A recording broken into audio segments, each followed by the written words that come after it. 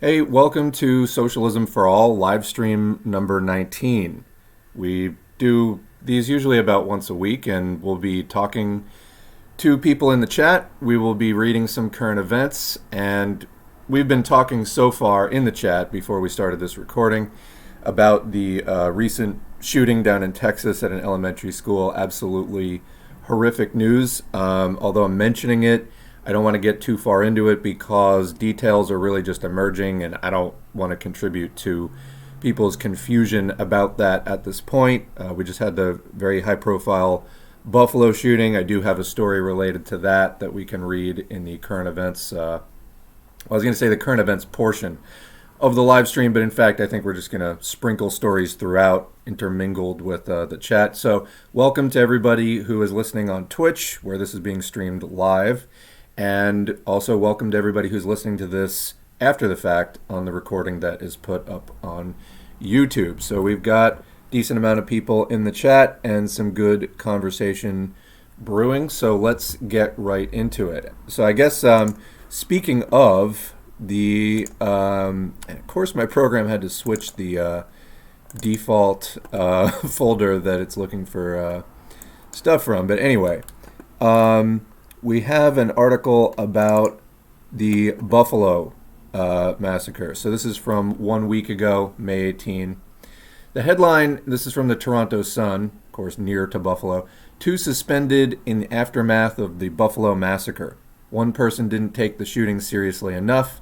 The other didn't take it seriously at all, by Danette Wilford and, of course, ACAB. 2 people faced disciplinary action from their jobs in the wake of the Buffalo massacre that resulted in 10 people getting gunned down. One person didn't take the shooting seriously enough, and the other didn't take it seriously at all.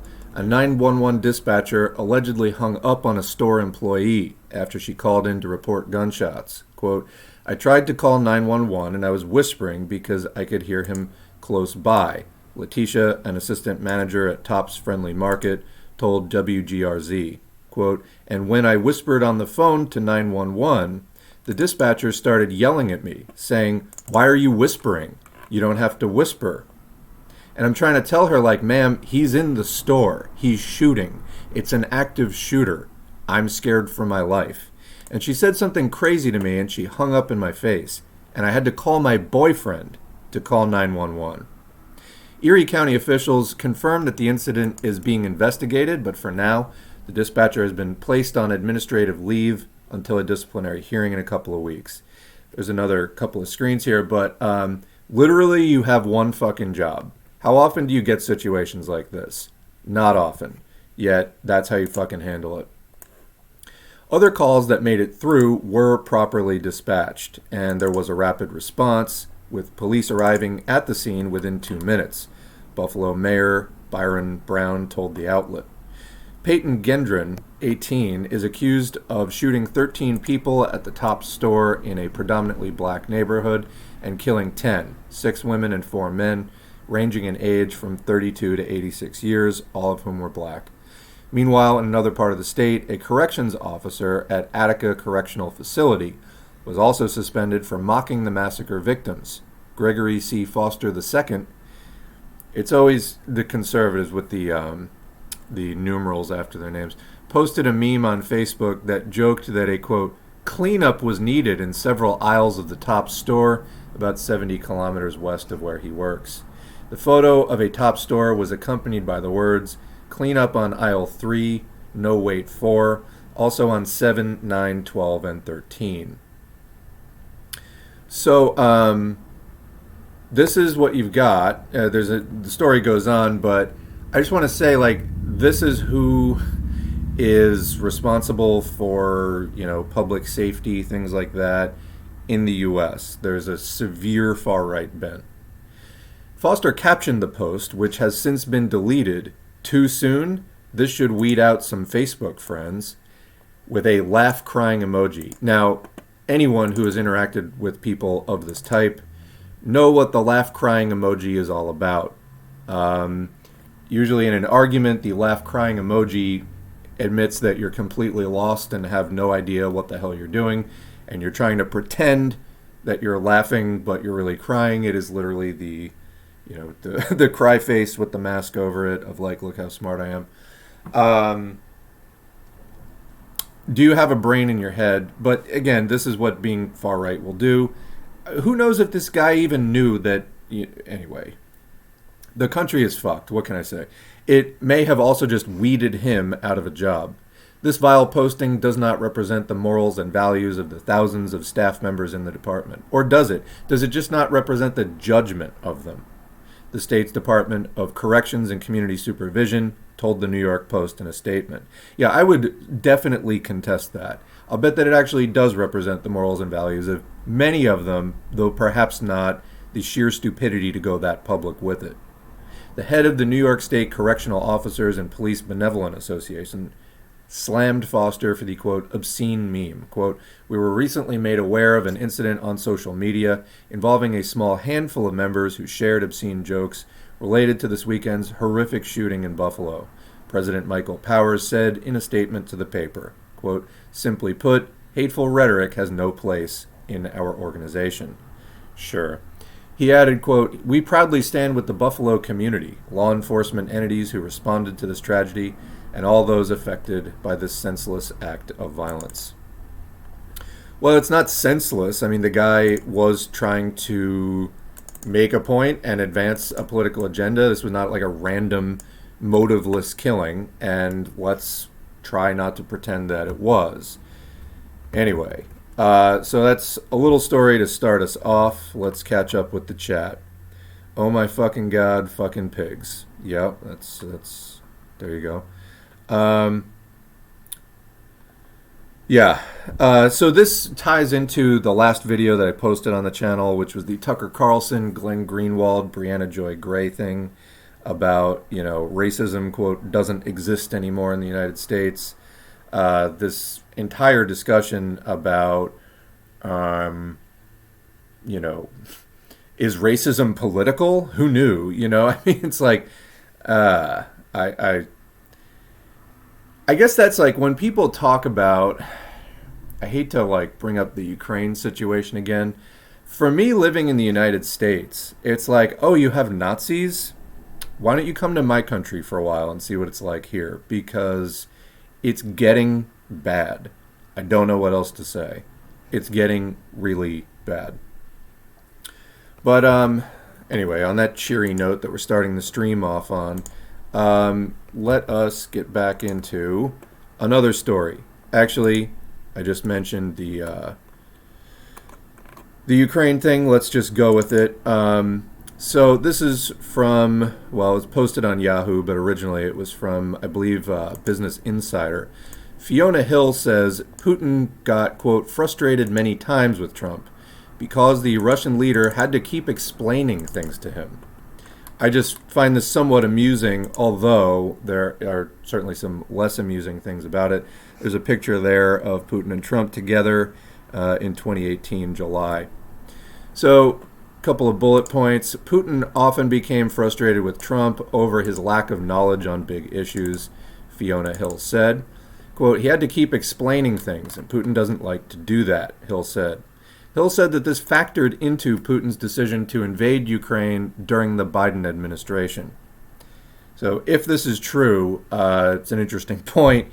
He wanted to do this during a time where an absolute fucking moron wasn't the president. Like, whatever you want to say about Biden, he at least knows sort of which end is up. Russian President Vladimir Putin often became frustrated with President Donald Trump over his lack of knowledge on geopolitical issues, Fiona Hill said, adding that this played into Moscow's decision on the timing of Russia's invasion of Ukraine. One of the reasons Putin invaded Ukraine with President Joe Biden in the White House was that he expected the U.S. to sue for peace and thought it would be better to deal with Biden than trying to negotiate with someone like Trump, whom the Russian leader had, quote, to explain everything to all the time.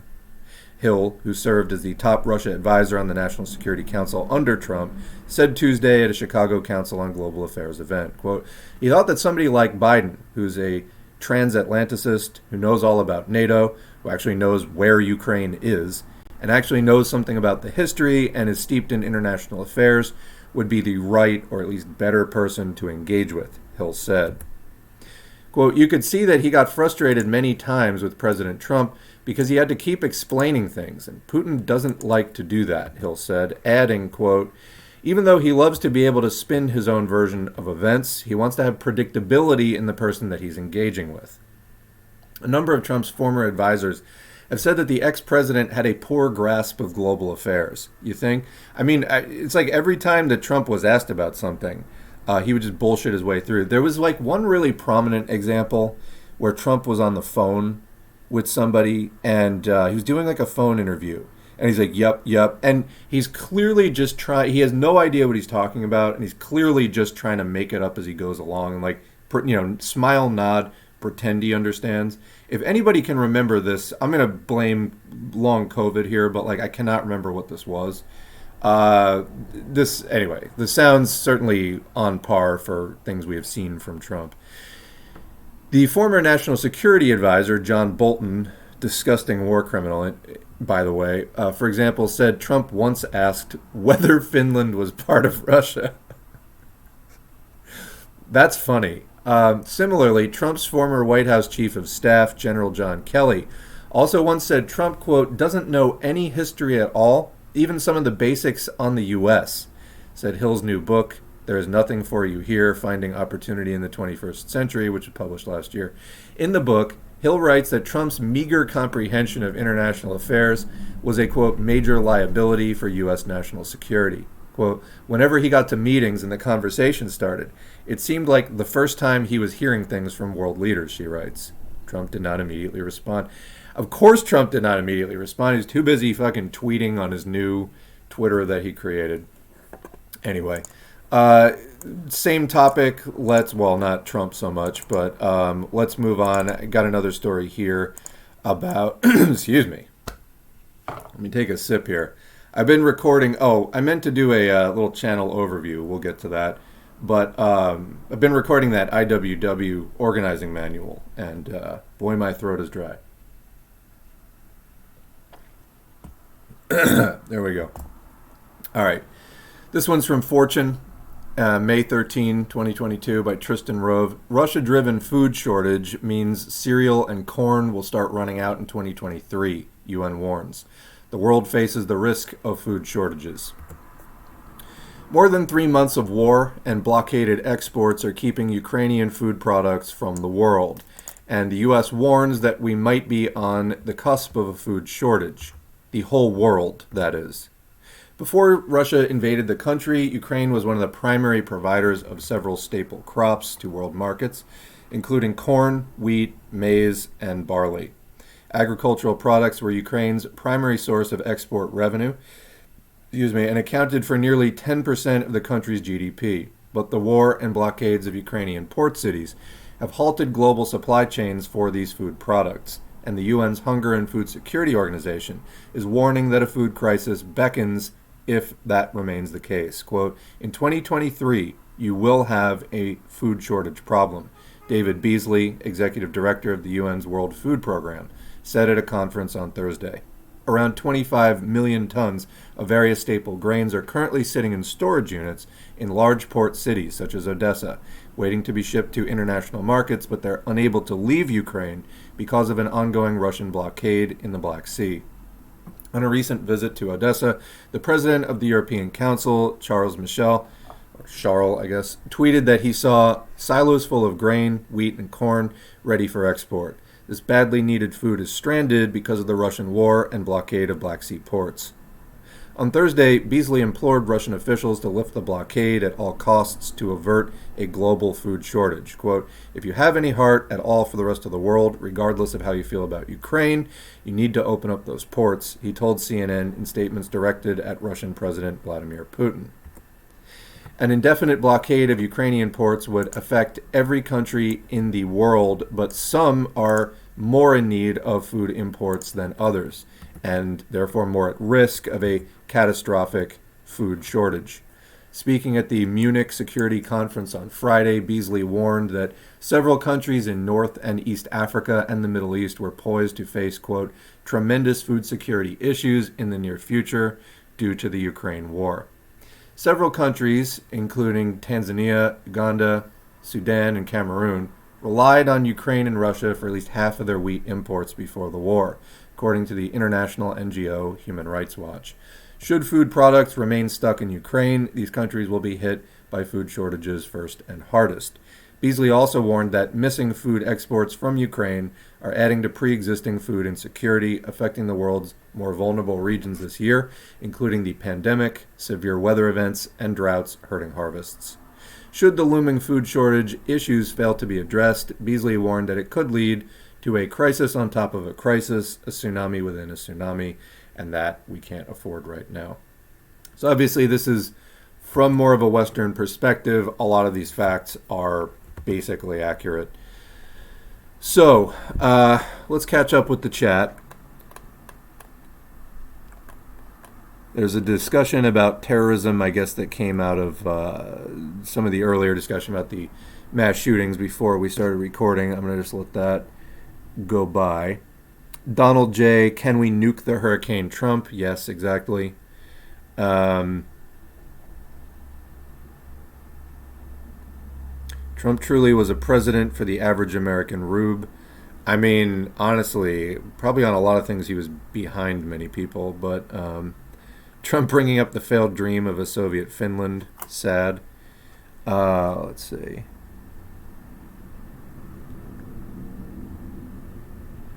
Now we're talking about Oliver Stone.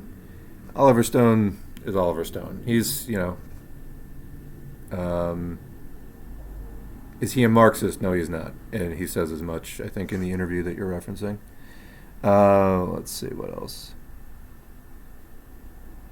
USA and Europe are now plundering Ukraine and dooming many countries to starvation and cannibalism. Is it the USA and Europe currently plundering Ukraine? What do you mean by that?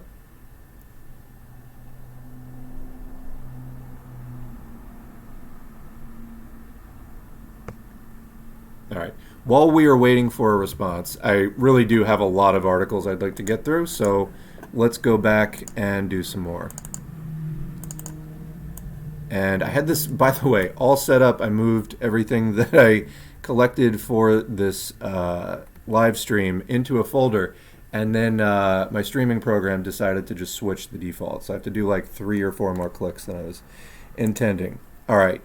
While we're talking about right-wing politics, I think that this is an interesting story. So this is an older article, not that it really matters. It's from October 2009 by Tom Kington.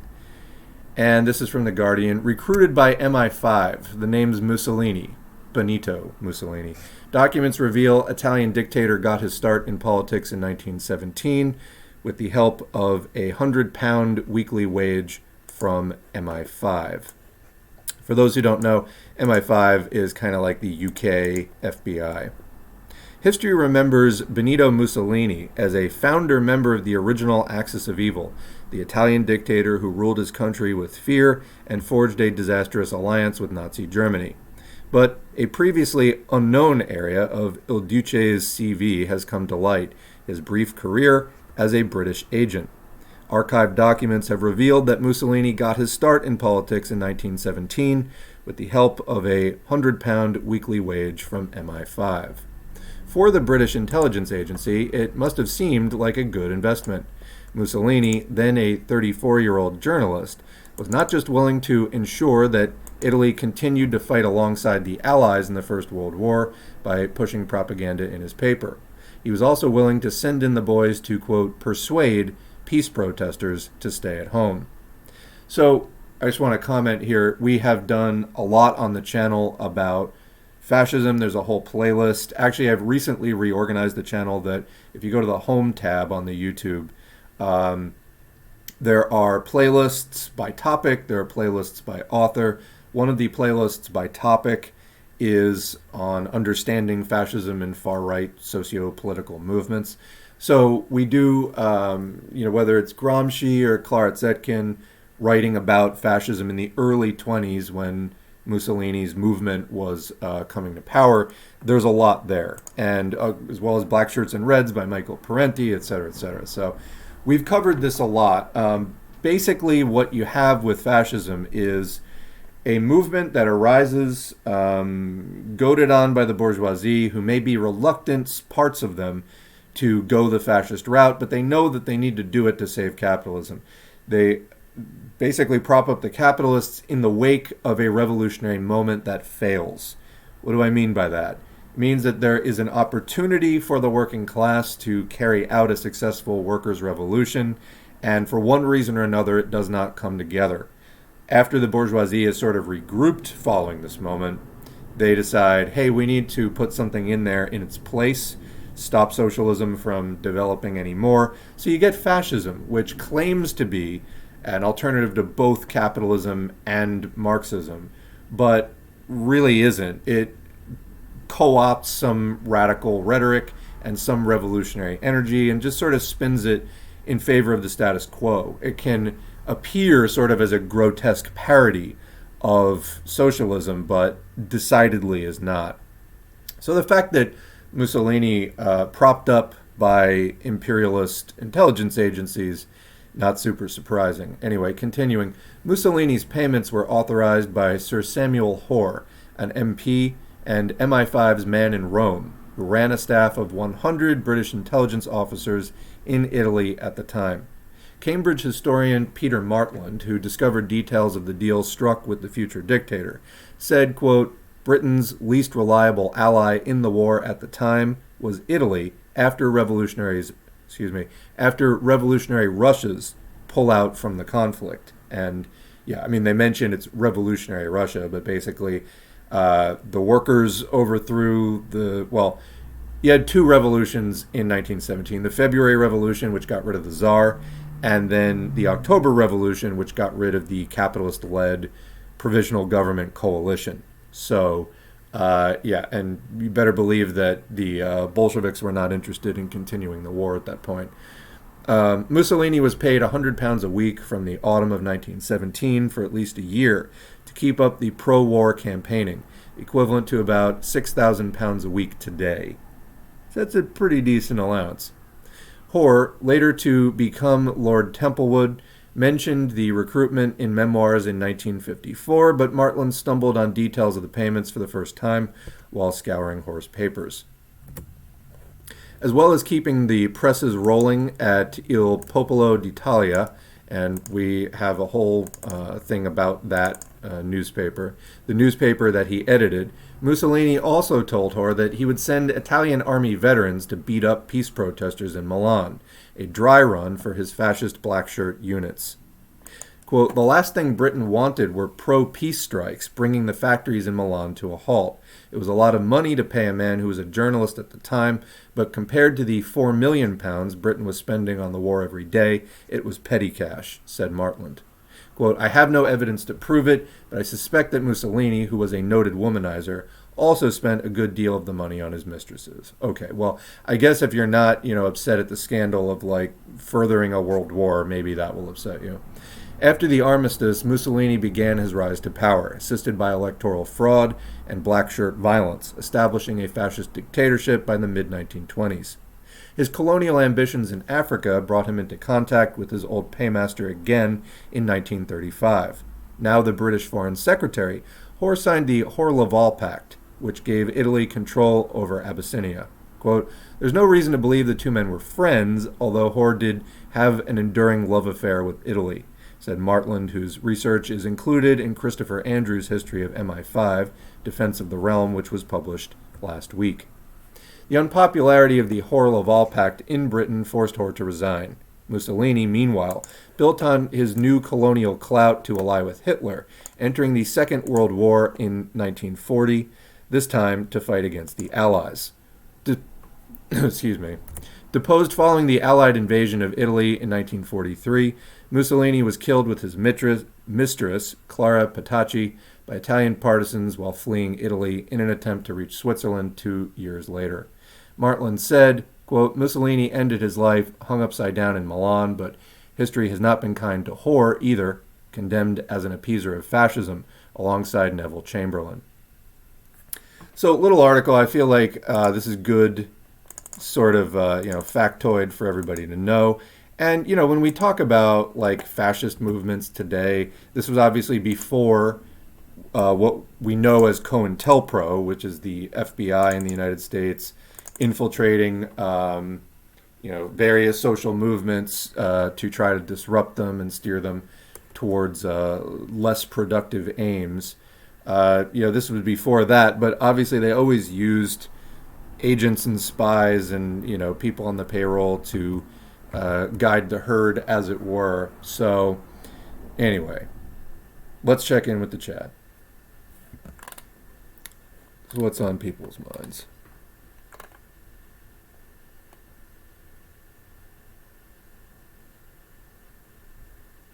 Correct me if I'm wrong, but I read that Mussolini was a socialist at first. Yes, he was.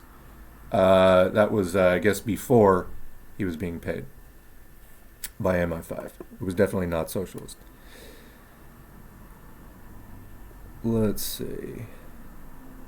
I mean, this is something you see in I would say, the fascist Italian movement, probably more than the German Nazi movement, is that there was more of a sort of left wing originally, but that got weeded out. Fascism, you could say, was a bit more stable than Nazism. It actually lasted for quite a while, like almost 25 years.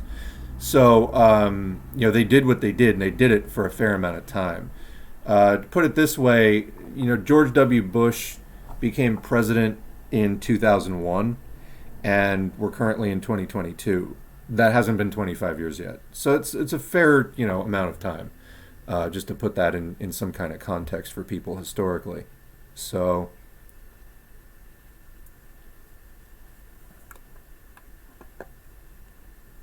reminder that Mussolini still has a monument in Rome in front of the Olympic Stadium, a famous place, and a daughter in parliament. Is it daughter or granddaughter? I'm pretty sure it's a granddaughter. She's a real something. She's on Twitter. There was a famous altercation that she had with Jim Carrey, because I think Jim Carrey he paints in addition to acting, and he painted something about Mussolini like hanging upside down, and Mussolini's granddaughter came in and started trying to berate him, but it didn't really go too well for her. Italy was never freed from fascism. I mean, there's always been a pretty strong right wing. That said, don't overlook, I mean, there was also a pretty strong anti-fascist movement in Italy as well, that were responsible for many contributions to Italian left culture. Italy, into the 70s, even had, one of the stronger communist parties, to the point where they were targeted by Operation Gladio, NATO-led terrorism. There's a whole video about that, actually 3 videos on the channel. About a month and a half ago, I guess. It was around the time we were doing Black Shirts and Reds. I put that up. Gladio was a situation where after World War II, what did NATO intelligence and the forerunner of the CIA, which is the OSS, what did they do with all these fascists that they, captured, and as they were denazifying Germany and all that kind of stuff? Well, sometimes they just brought them into service, because what happened? What did the West do at the end of World War II? They basically, although they defeated the Axis, they basically allied in many senses with them politically, and they started taking on the Soviet Union. We got the Cold War. So, it may have been the U.S. and the Allies against Nazi Germany, but as soon as they defeated Germany and Italy and Japan, in many ways they sort of picked up the banner and started running with it themselves. So that's what happened, late 40s into the 50s, etc. So some of these some of these fascists were brought into NATO service, basically, and they were kept as what they called stay-behind networks, little terrorist cells that there would be like weapons stashes stored, at various places in the countryside. And in the event of a socialist revolution or an Eastern European USSR sort of invasion of Western Europe, these fascist stay-behinds left over from World War II were to be reactivated to fight for Western imperialism. So, it's complicated. Let's put it that way.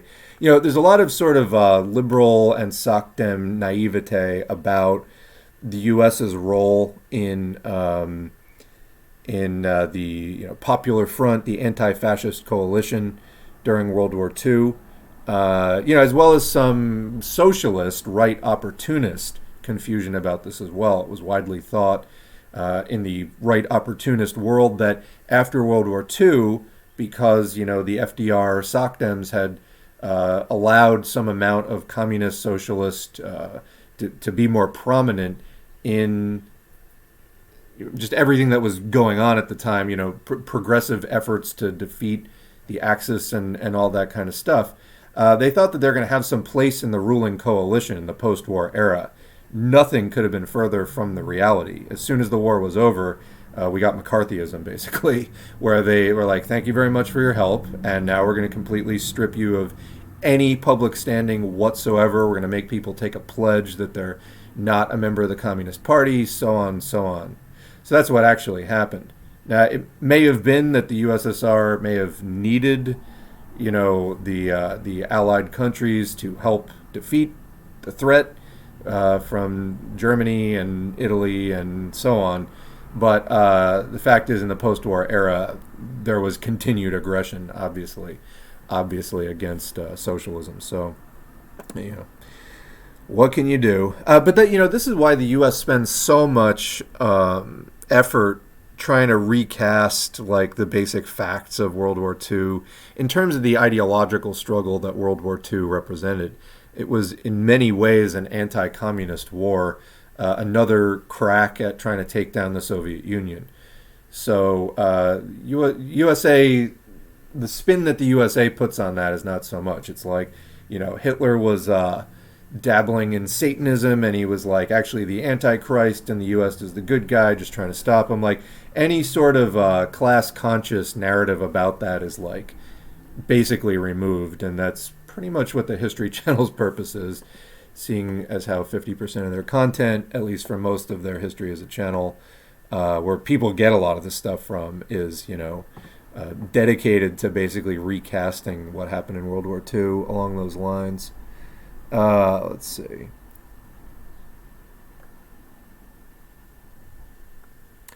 I actually didn't know that Italy went fascist that long before Germany. Was the U.S. like an ally or friend of early fascist Italy, or were they seen as a threat and cut off and sanctioned? I don't believe that they were cut off and sanctioned. I know that there is... it's funny, within the U.S., there are a lot of Italian socialists and anarchists and communists, but also the Italian-American community as a whole in the mainstream was also, there was a lot of like far-right stuff. People who, were Italian-American but looked up to Mussolini and sort of admired what was going on there. Not sure that ever entirely ended. But I'm pretty sure that the U.S., for a while at least, was friendly. To be honest, I'm not 100% sure on that. So if anybody else knows, feel free to weigh in. But nothing's leaping to mind for me. Somebody says, heard of Julius Evola? Yes, Evola was a fascist mystic, fascist ideologue who tried to basically... develop some sort of like mysticism, like fascist religion, fairly disgusting stuff. I got to take another sip here. Been talking way too much today.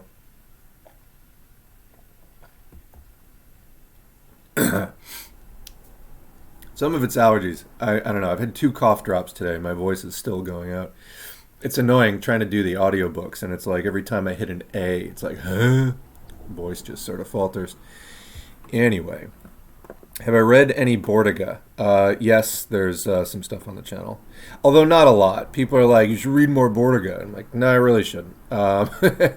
This is not like a Bordigist channel, but he did write about the rise of fascism, and that is something that I did put on the channel. So feel free to check that out. Let's see. Are there more neo-fascist movements or neo-Nazi movements in modern times, or are they too similar and use the same tactics to really draw distinctions? Yeah, I would say so.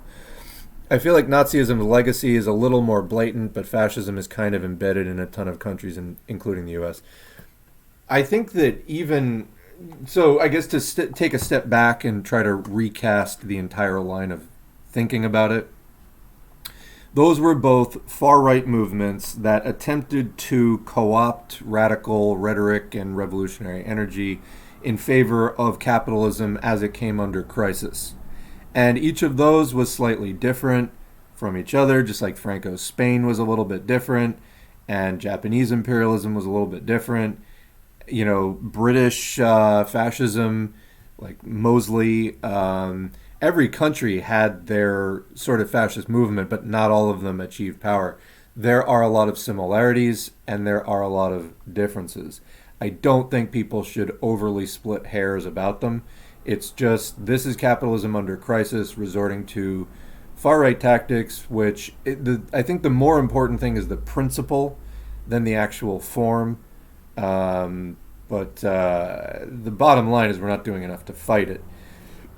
So people really, I think, especially liberals, try to split hairs over what fascism is, or they try to say it's stupid things like it's censorship or stuff like that. This is such a horrible misunderstanding of, class conflict and fascism's role within capitalism as it comes under crisis. So, yeah.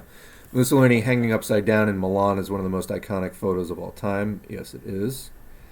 Let's see. Eric Lichtbau's book on the Nazis next door is really good.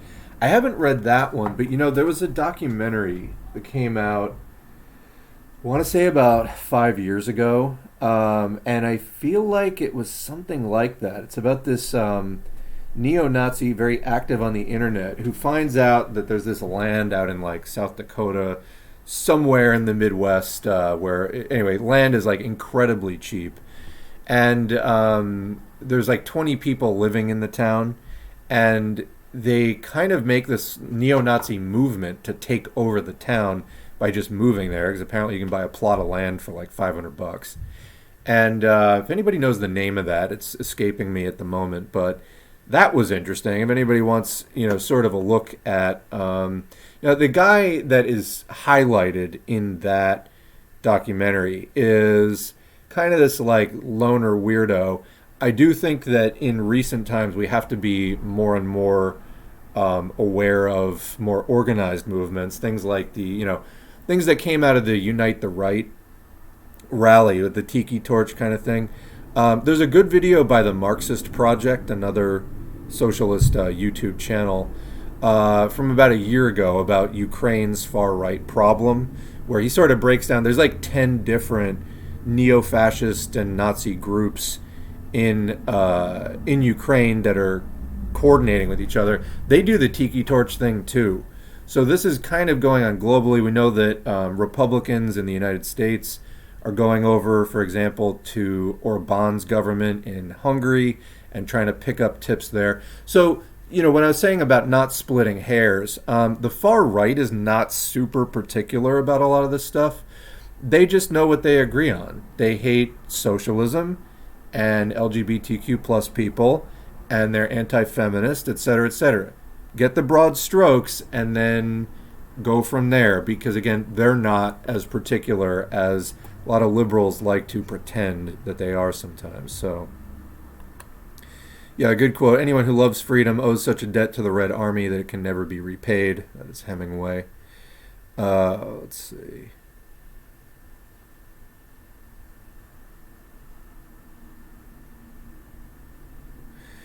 I watched a video from Michael Parenti in 1987 or something like that, where he said that the West was expecting to use the Nazis to invade the Soviet Union after their failed attempt, but the Soviet Union triumphed anyways. Any comments on that?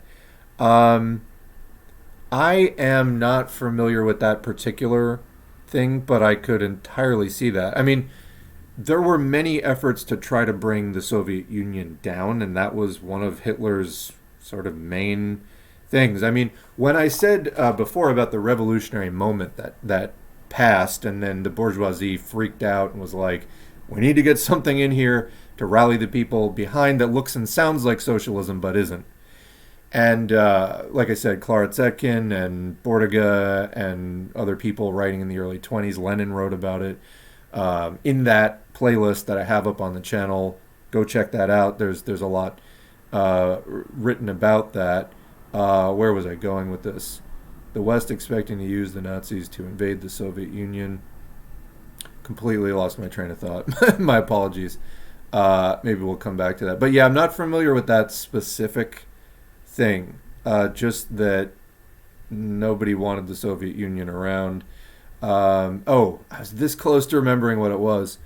So the revolutionary moment that passed. So in the case of Italy, it was a socialist party. Sorry, just brain fart there.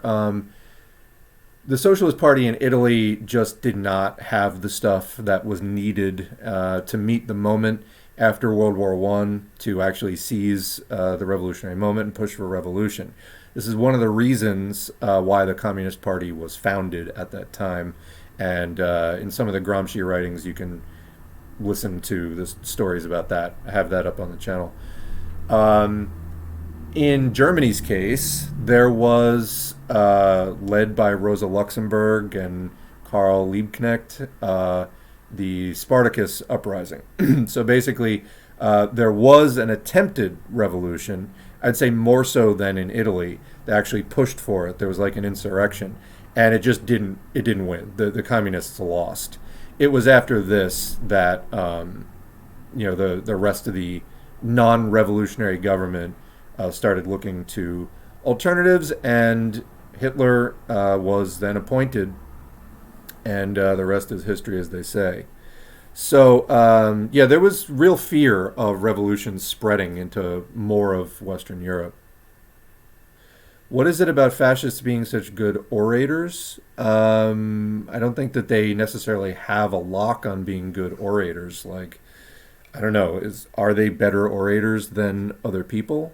I mean, lying to people and telling them exactly what they want to hear, making them feel special, that's not like a gift from God. Like, anybody can do that. Misleading people, like, that's not like that difficult, honestly. No, there's not anything to learn, is there? So the question is, do I think that there's something to learn for the socialists there? No, because unless you want to start just lying to people and like telling them how special they are, go over to Caleb Maupin's channel if you want that. Like, if you want to do this like American exceptionalism garbage. Does it motivate people? Yes. Is it untrue? Also, yes. We can't do that. Whatever it is, like, yes, you can be a good orator and also tell people the truth. So. Somebody says the neo-Nazi's name in North Dakota was Craig Cobb. Was he sort of like a real, like, grizzled but kind of wiry-looking guy? Because that's the guy I remember. Somebody say, what did Hitler lie about? All right.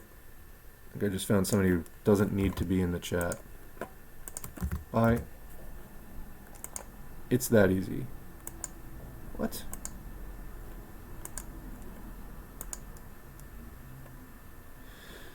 So let's go back into the current events for a moment, because I've got a whole stack of them. Now, I have a bunch of things on global warming, but let us get something out of the way first, which is monkeypox.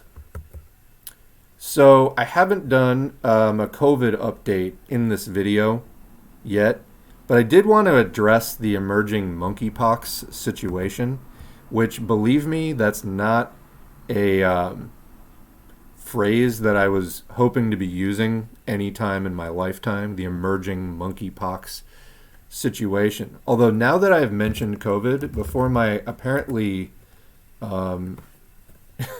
beleaguered brain today forgets again. I want to double check. I checked earlier today at biobot.io to see if their data had been updated today. And has it been? Has it been? No.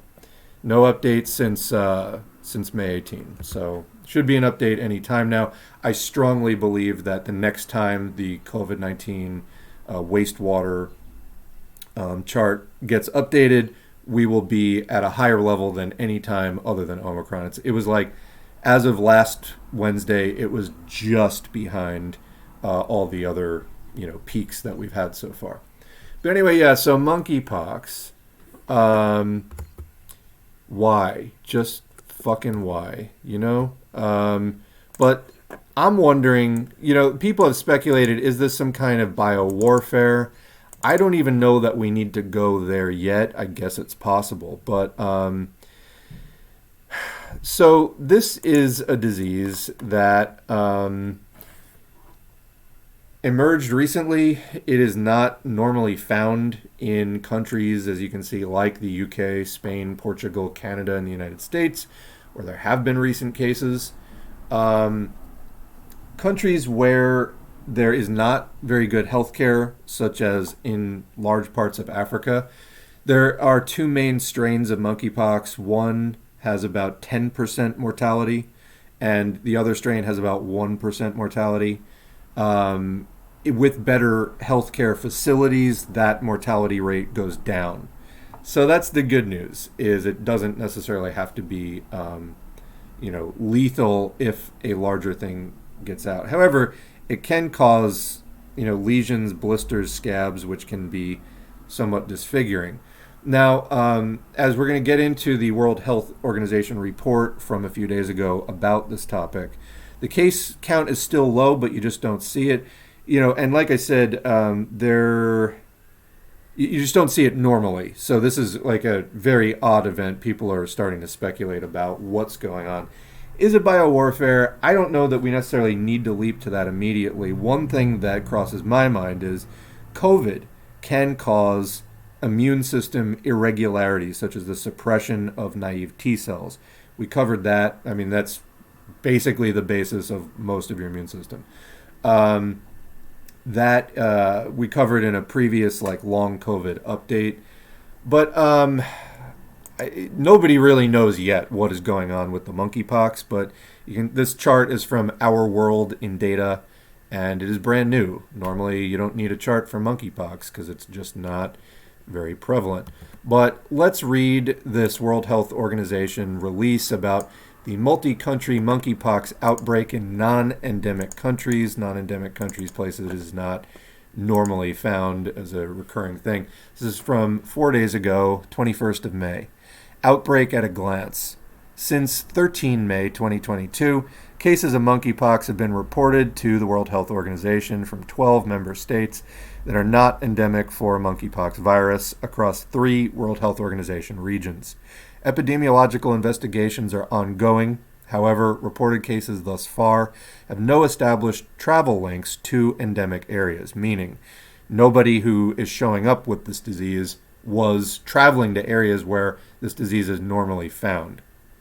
So it's not clear how they got it, what the actual source of this is. Based on currently available information, cases have mainly, but not exclusively, been identified amongst men who have sex with men, MSM, seeking care in primary care and sexual health clinics. So comment about that.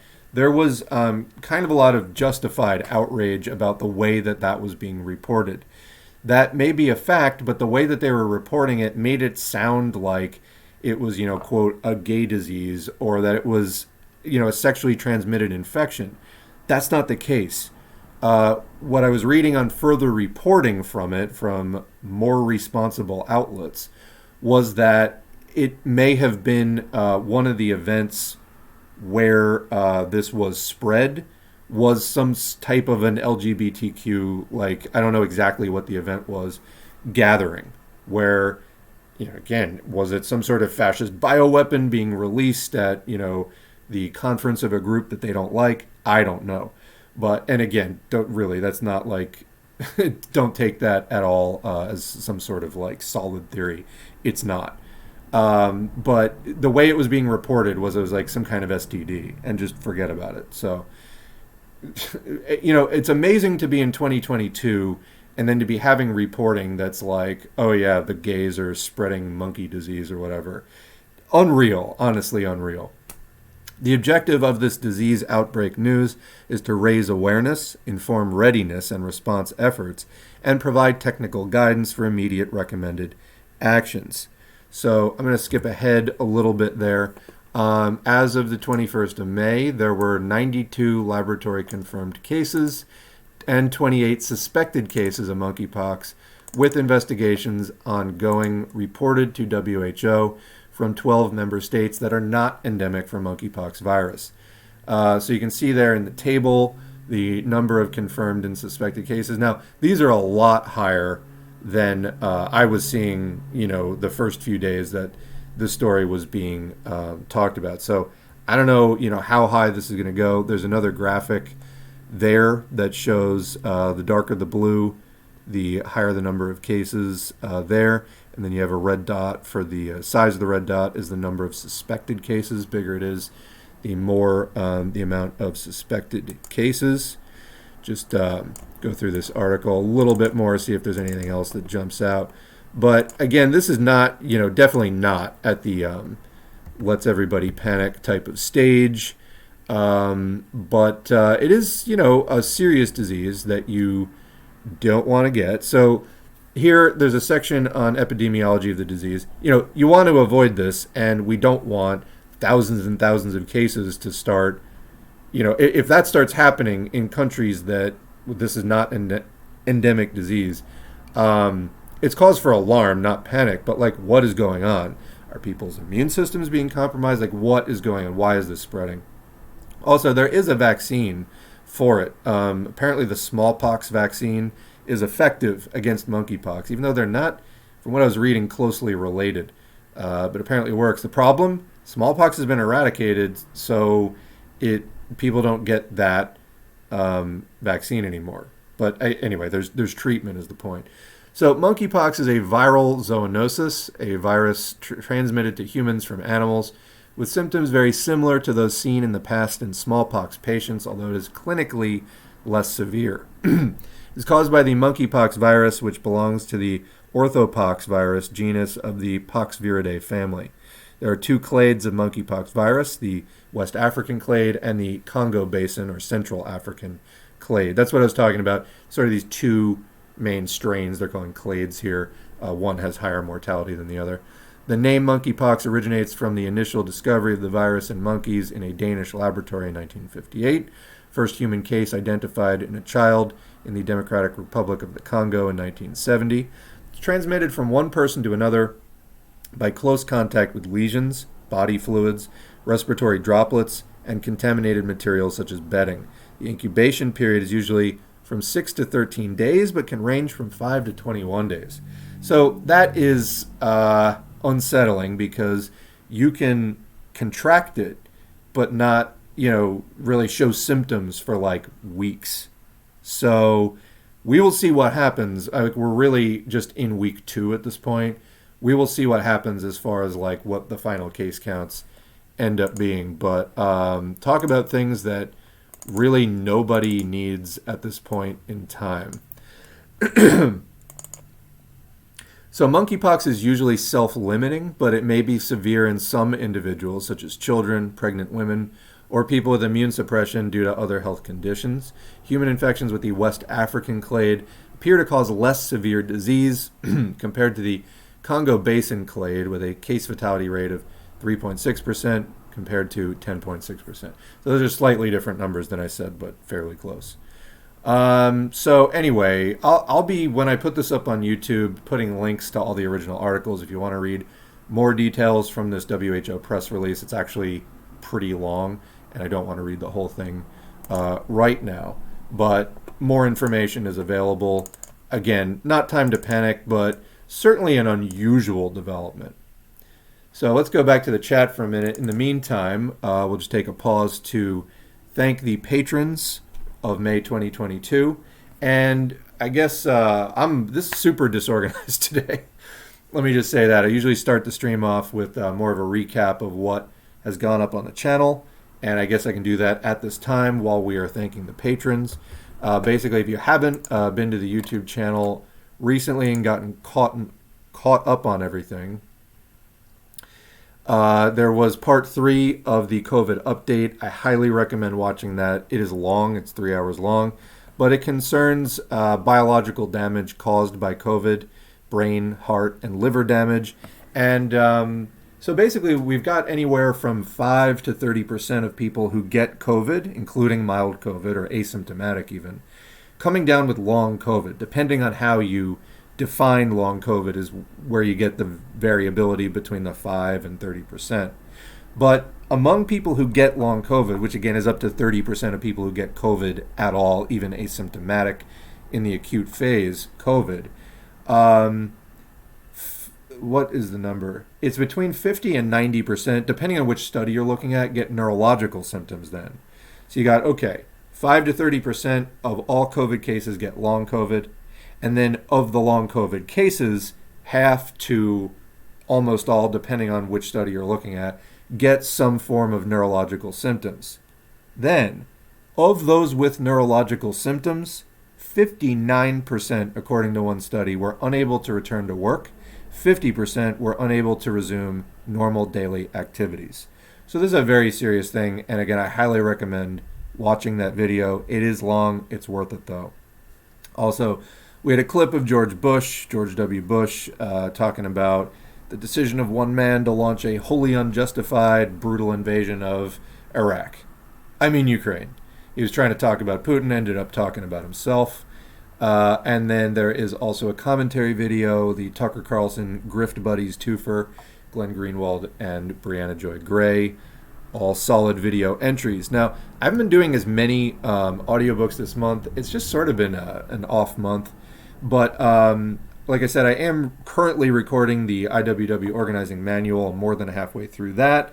It's going to be about 3 hours in total. That should be up either tomorrow, which would be Thursday, or Friday at the latest, I think. And then I have a number of other labor-related things to get into, as well as been kind of looking, as far as content for the channel and audiobooks to do, at some more reading lists. So like different parties and organizations. I've been doing the basic Marxism-Leninism study guide for a while now. Still have about 6 entries left to go on that, 6 or 7 entries left to go on that. Got 19 up on the channel. That is from a group called Anti-Imperialist Movement. And then I was also looking at some others, like I've had up for a while Hakim's basic Marxism-Leninism reading list, and been doing those readings because people are probably interested. Hakim's a big channel, and it's also a good reading list. Then I was looking at others, like the Marxism-Leninism Reading Hub. They have a 4-stage reading list. I made up those playlists, and I'd say I have probably 2/3 of their recommended reading list that I have already done as S4A audiobooks. And so the playlists are S4A, where I have done one, and there's somebody else's audiobook where I have not done one. But I do want to get caught up on those, so that's one of the things that I'll be doing as far as audiobooks. There's also somebody was talking to me on Twitter about the American Party of Labor. And, you know, I've seen people from time to time, people ask me their opinions on different organizations. And American Party of Labor, I'll just take a moment. So they have a reading list. And so I was like, oh, nice, a reading list. I'll add it to the collection on the channel.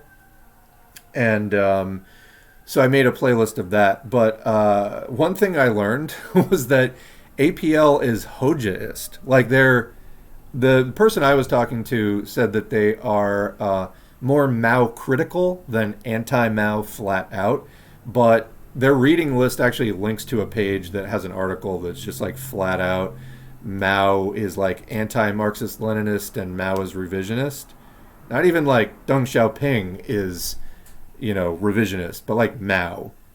And I was like, that's okay. Because, you know, what can I say?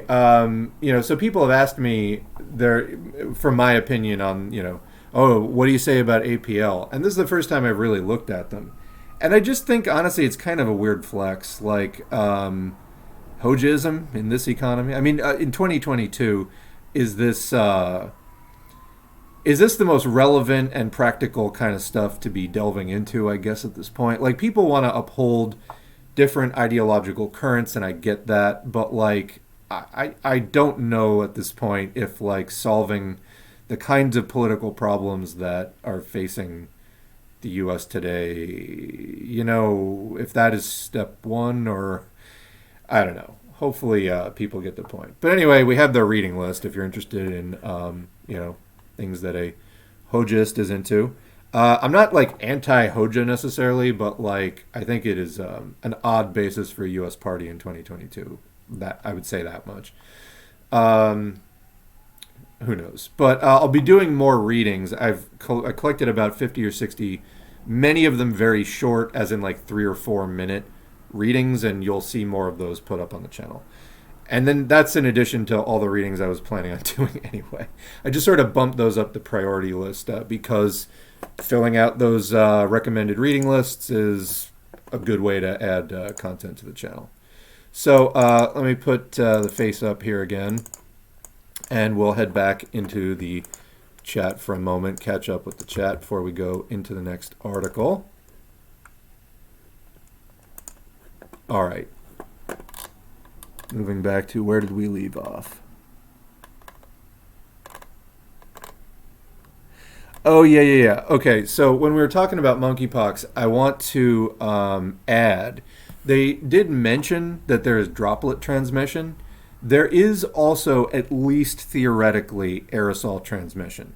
So there was an experiment, and Eric Feigl-Ding on Twitter, at Dr. Eric Ding, was basically, discussing this study on Twitter, that it's at least in theory, because I don't know that the virus was actually determined to be capable of causing infection. It was not necessarily infectious. I don't know that that was tested. But they did an experiment where they took monkeypox virus and then they dispersed it via aerosol, and then it was detected on a surface like days later. So monkeypox, at least theoretically, is also capable of being transmitted via airborne, although it's not been firmly studied and established conclusively how transmissible it is via aerosol. So yeah, there we go. Somebody says, first case of monkeypox detected in my city, Sacramento, California. Well, that sucks, and I hope that more of us are not going to be finding that. I mean, I don't know what to say. Let's see.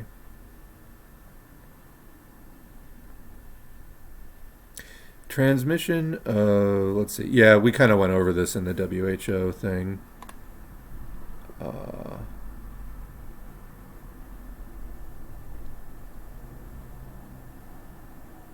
Yeah, the last thing you need is to get monkeypoxed. The last thing anybody needs. I mean, if you look at pictures of it, it causes pretty hideous, bumps.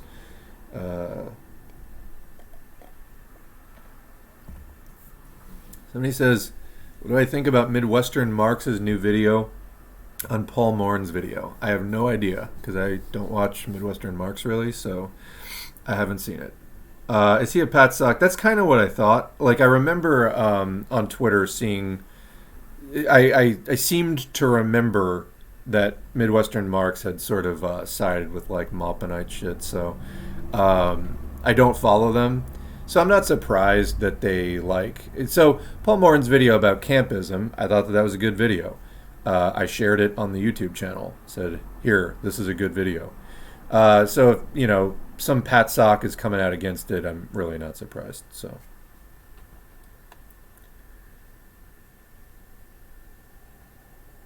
Yeah, somebody says, I hope this monkeypox isn't used to ramp up racism even more in the U.S. against immigrants. Well, we all know damn well that everything that can be used to ramp up racism or any kind of fascist sentiment will be used. So you can pretty much count on that. What we need to do is end fascism. And at this point, really nothing short of ending capitalism is really going to do that. I mean, let's put it this way. In the process of maxing out bourgeois freedoms on our way up to revolution, um, fascism may be dealt with at some point along that timeline, but it's all part of the process of ending capitalism. Let's see what else. Yeah, there's some discussion on Midwest Mark's association or orientation to the PATSOC thing, patriotic socialist kind of reactionary chauvinist thing, and don't quote me on that, but that sounds about right from off the top of my head. No, the PATSOC crowd is not that large. They're not. They have some of them have a reasonably large following. I kind of think that they're not long for this world, though. They've had so much pushback, and I don't think. I think that the problem there is less about them individually and more what they represent. And by that I mean specifically it's the right wing trying to come in and take over the socialist movement, such as it is. It's trying to prevent any kind of an actually socialist movement from getting off the ground. Hang on one second.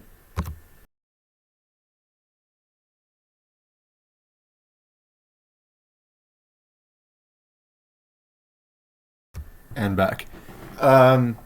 That to me is again, not to get caught up in specific names and places and dates. Look at the principles. So what are they trying to do? They're trying to, under the cover of we're the left, they're trying to basically take over Marxism and corrupt it to basically become fascism. Well, okay, we need to reject that. We need to, combat that vigorously and set the record straight.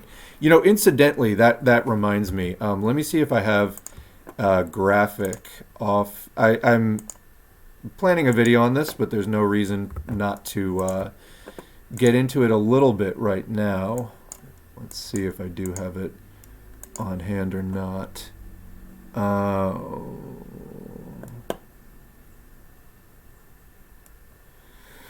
Basically, there's an account that does anti-mopping stuff, and am I not seeing it? Well, I don't think I have it on hand, but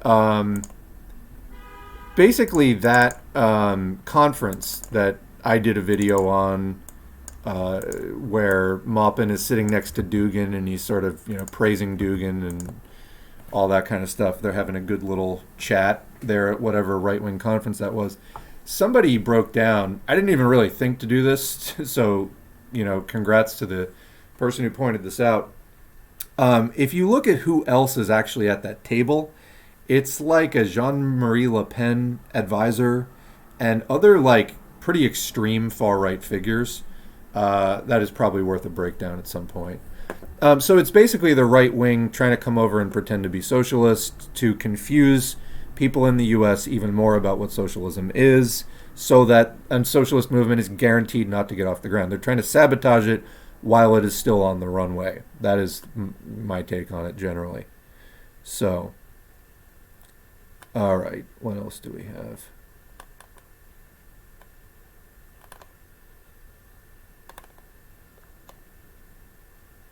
What about the $40 billion the U.S. government was able to pull out of thin air to send to Ukraine? It would cost $4 billion to end homelessness permanently in the U.S. I read it was $20 billion to end homelessness permanently in the U.S., but regardless, you can end homeless permanently more than once for the amount of money that the USA just pulled out of its ass to send to Ukraine for weapons and whatnot. Absolutely. Why not read some Che stuff? I already did. And there will be more, but I did. And why is whoever's favorite author, why isn't there more of it on the channel? There might be a specific reason, but if it's a big figure like Che that probably a lot of people don't have, huge complaints with, like a Bordiga, for example, probably it just hasn't been the top priority, there was okay, example. There was a day I uploaded a Gramsci file, or two Gramsci files, I think. And somebody just wrote, "Hey, can you upload the prison diaries?" And I was like, "Oh, sure. I'll just pull them out of my ass because like it's not a huge amount of work to do that. How about like thanks for the video first of all? How about thanks for uploading these? Do you have any plans to do the prison? You know, it's just like, hey, why don't you just upload them? Well, because they're not just like sitting in a coffee can under my desk and then I just upload them when I feel like it. They're a lot of work. So, hey, thanks for uploading. Might I suggest this also? You know, that if you want to suggest something to me, how about acknowledging the like literally hundreds of audiobooks that I already did upload to the channel? That would be nice. That would be nice because appreciation does matter. Let's put it that way.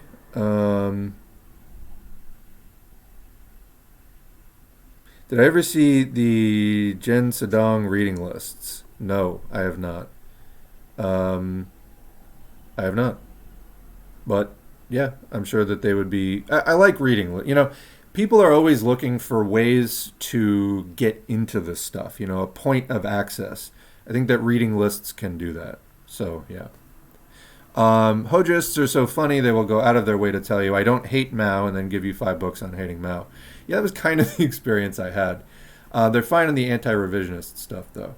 Yeah, that's the thing is, and you know, also Hojo was very pro-Mao up to a point, so it's just kind of odd. And the other thing is, all of these tendencies, you know, like whether it's Hoja or whatever it is, they all went down at pretty much the same time. So whatever happened to everybody, and it kind of puts, you know, a lot of these ideological conflicts, such as they are, or such as they were. Hold on a second.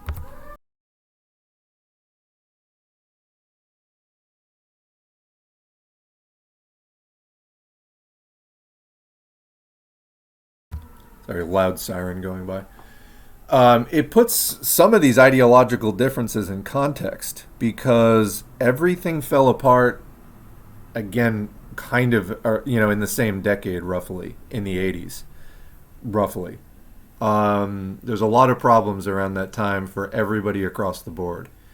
And I don't know, you know, Hoja definitely for a long time was like the world's true Marxist-Leninist, but Albania didn't escape some of the same fate, you know, that, you know, the disgusting revisionist pig Tito, like, you know, no matter who you were, communism had a really, really rough time in the 80s. So obviously we're not getting into like, you know, a huge amount of specifics at this point, but that is just something that I think about regularly. So, okay.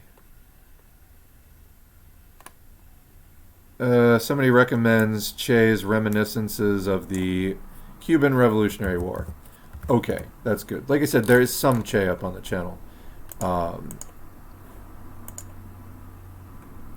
So it says more praxis-based, though mainly guerrilla warfare and actual battles leading up to the victory of the revolution. So since we're talking about Hoja, one of the files that is on the channel is Hoja talking about, I think the title is "The Fist of the Marxist-Leninists Must Also Smash Left Adventurism."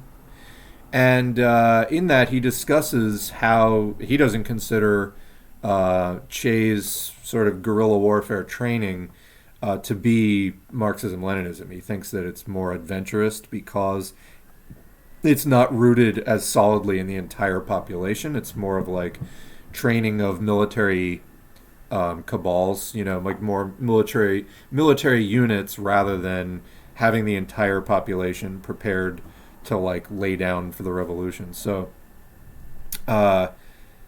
speaking of Hoja, but not, you know, taking an opinion on that. I mean, the thing I like about Hoja's writings probably the most, and this is very abstract, and I'll get back to some more practical stuff in a minute. This is very abstract. I like that in Hoja's readings, I feel like it's often very clear, and there's a lot that he says you really can't argue with from a purely theoretical standpoint. Like, I think he's right on the theory most of the time. Again, the results, are they always different?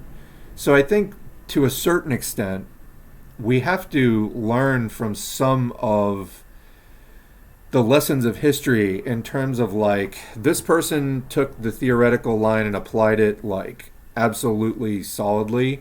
This person didn't, and they in some ways had very similar outcomes. So what does that mean, and what does it mean going forward? I'm leaving that as a very open-ended thing right now. I think that that's a conversation that just more people maybe need to have, or I would love to hear it anyway. Let's see. So somebody else recommends Che's Guerrilla Warfare. I do have that in the stack and his critique of the Soviet economy, for sure. So made a note for the future. All right. Let's see.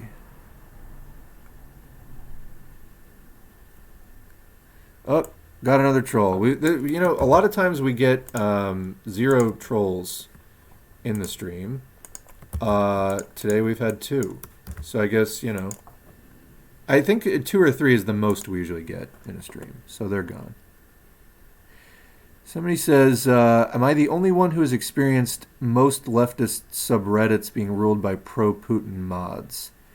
I don't really use Reddit that much, so I can't really say. Maybe somebody else has an opinion on that. But I don't know. I've given thoughts on things similar to that so many times, I just kind of going to skip over the rest.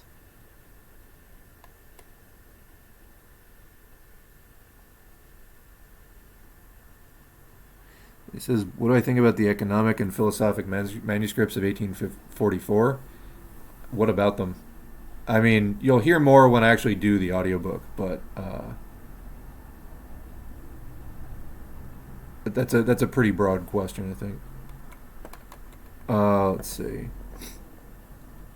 Somebody has a question. So how does socialism work if you take money from me? I think you don't really... Okay, so how does it work then? Because that's what I learned about socialism. Yeah, so socialism is not about taking money from workers. That's capitalism. Capitalism is where you go to a job that is owned by a capitalist. It's operated for profit, not to meet human need, but it's operated so that it's profitable for the capitalist. And the people who actually work the job and produce all the goods and services that make the thing profitable just get paid basically enough to just survive. The capitalist keeps everything else. Why? Because they, quote, own it legally. And if the workers who actually make the goods and services and therefore actually did all the stuff that was the value that repaid the loans that the capitalist took out to set up the shop in the first place, they're the ones who actually did that. If they ever tried to assert ownership over that workplace, what would happen? The capitalist police would come and round them up, take them to capitalist jail, put you through a capitalist court for not respecting capitalist property laws, which says that this person, the capitalist, owns that workplace even though you are the ones who actually bought it for them with your labor. And that's capitalism. So socialism is where we end that system. We abolish capitalism. That's one form of capitalism, by the way. That's industrial capitalism. You have other forms of capitalism like retail capitalism, where people take, pre-made commodities and then mark them up and then sell them at a profit. You have, other forms of capitalism like giving loans and charging interest on them. So capitalism is profiting off of other people's labor.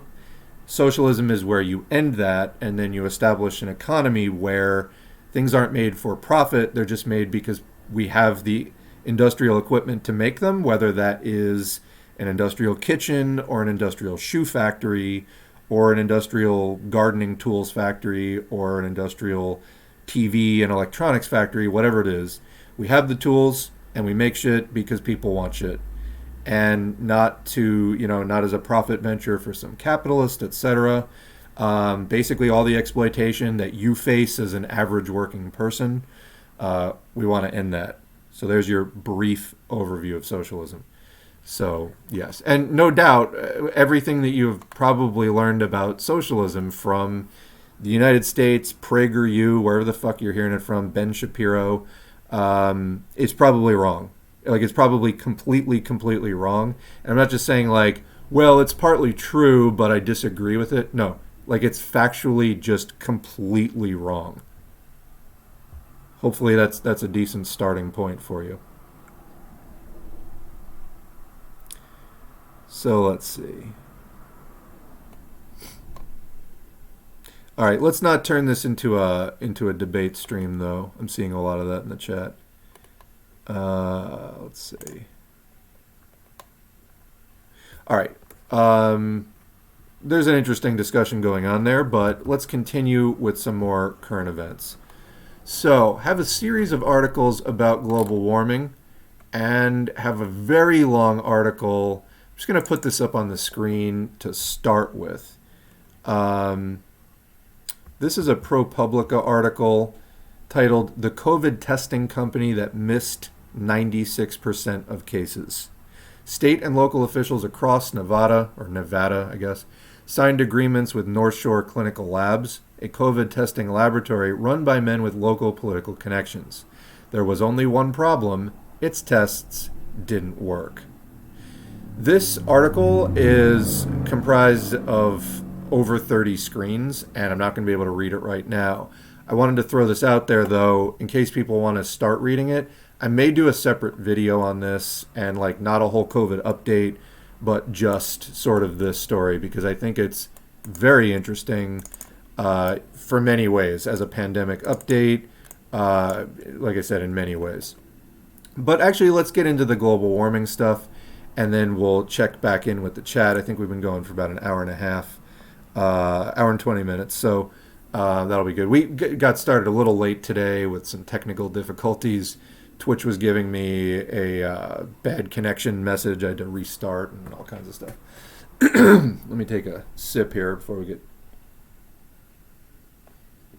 going with that. So we have talked so far on this channel about ocean health, microplastics, and how that affects human health. And we've talked about sunscreen chemicals ending up in some of the sea vegetables that grow, sea grasses that are part of the ecosystem, and how they may be interfering with photosynthesis because they're chemicals that block some of the sun's rays, and that's sort of how plants live. Disruption of the oceans is really bad. Where did life come from? Right? It's, this is a major important part of the biosphere. Ocean health is a pretty strong indicator of overall health of life on this planet. So these are some Guardian articles. You may feel like I do a lot of Guardian articles. I do.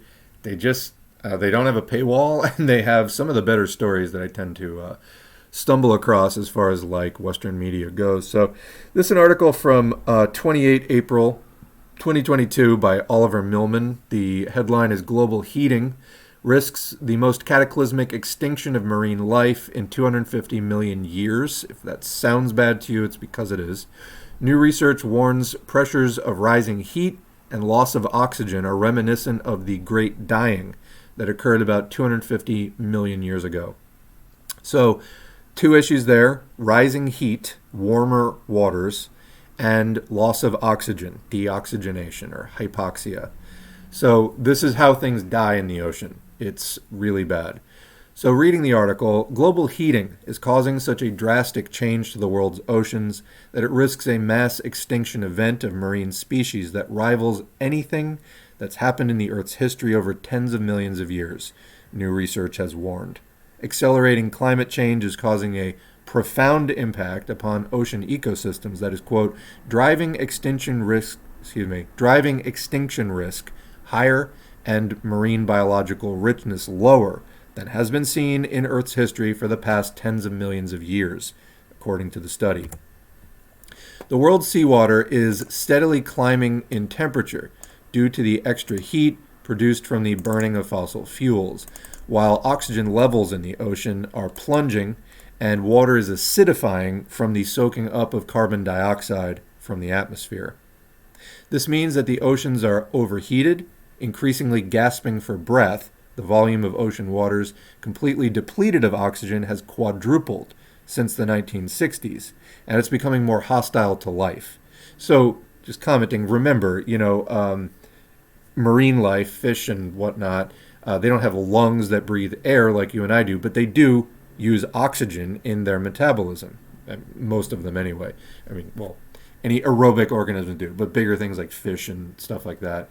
They have gills, but what do the gills, filter and process? Oxygen. They need oxygen.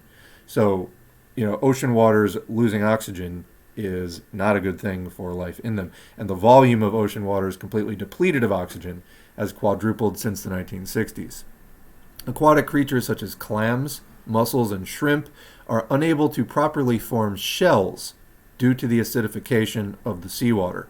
So the water is soaking up carbon dioxide, I'm assuming making carbonic acid. And what is the shell made out of? Some kind of calcium compound usually. Well, calcium and acid, your teeth are calcium. What happens if you, eat a lot of vinegar, drink a lot of really acidic Coke, for example, like sodas like Coca-Cola are pretty acidic, I think a 4.5 or a 5 pH, I think. They're not good for your teeth. They wear them away. So same thing.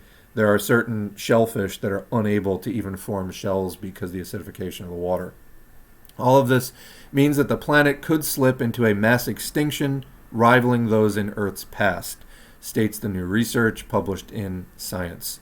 The pressures of rising heat and loss of oxygen are, researchers said, uncomfortably reminiscent of the mass extinction event that occurred at the end of the Permian period about 250 million years ago. This cataclysm, known as the Great Dying, led to the demise of up to 96% of the planet's marine animals. Quote, even if the magnitude of species loss is not the same level as this, the mechanism of the species loss would be the same, said Justin Penn, a climate scientist at Princeton who co-authored the new research. Quote, the future of life in the oceans rests strongly on what we decide to do with greenhouse gases today. There are two vastly different oceans we could be seeing, one devoid of a lot of life we see today, depending on what we see with CO2 emissions moving forward. Truly catastrophic extinction levels may be reached should the world emit planet-heating gases in an unrestrained way, leading to more than 4 degrees Celsius of average warming above pre-industrial times by the end of this century, the research found. This would trigger extinctions that would reshape ocean life for several more centuries as temperatures continue to climb.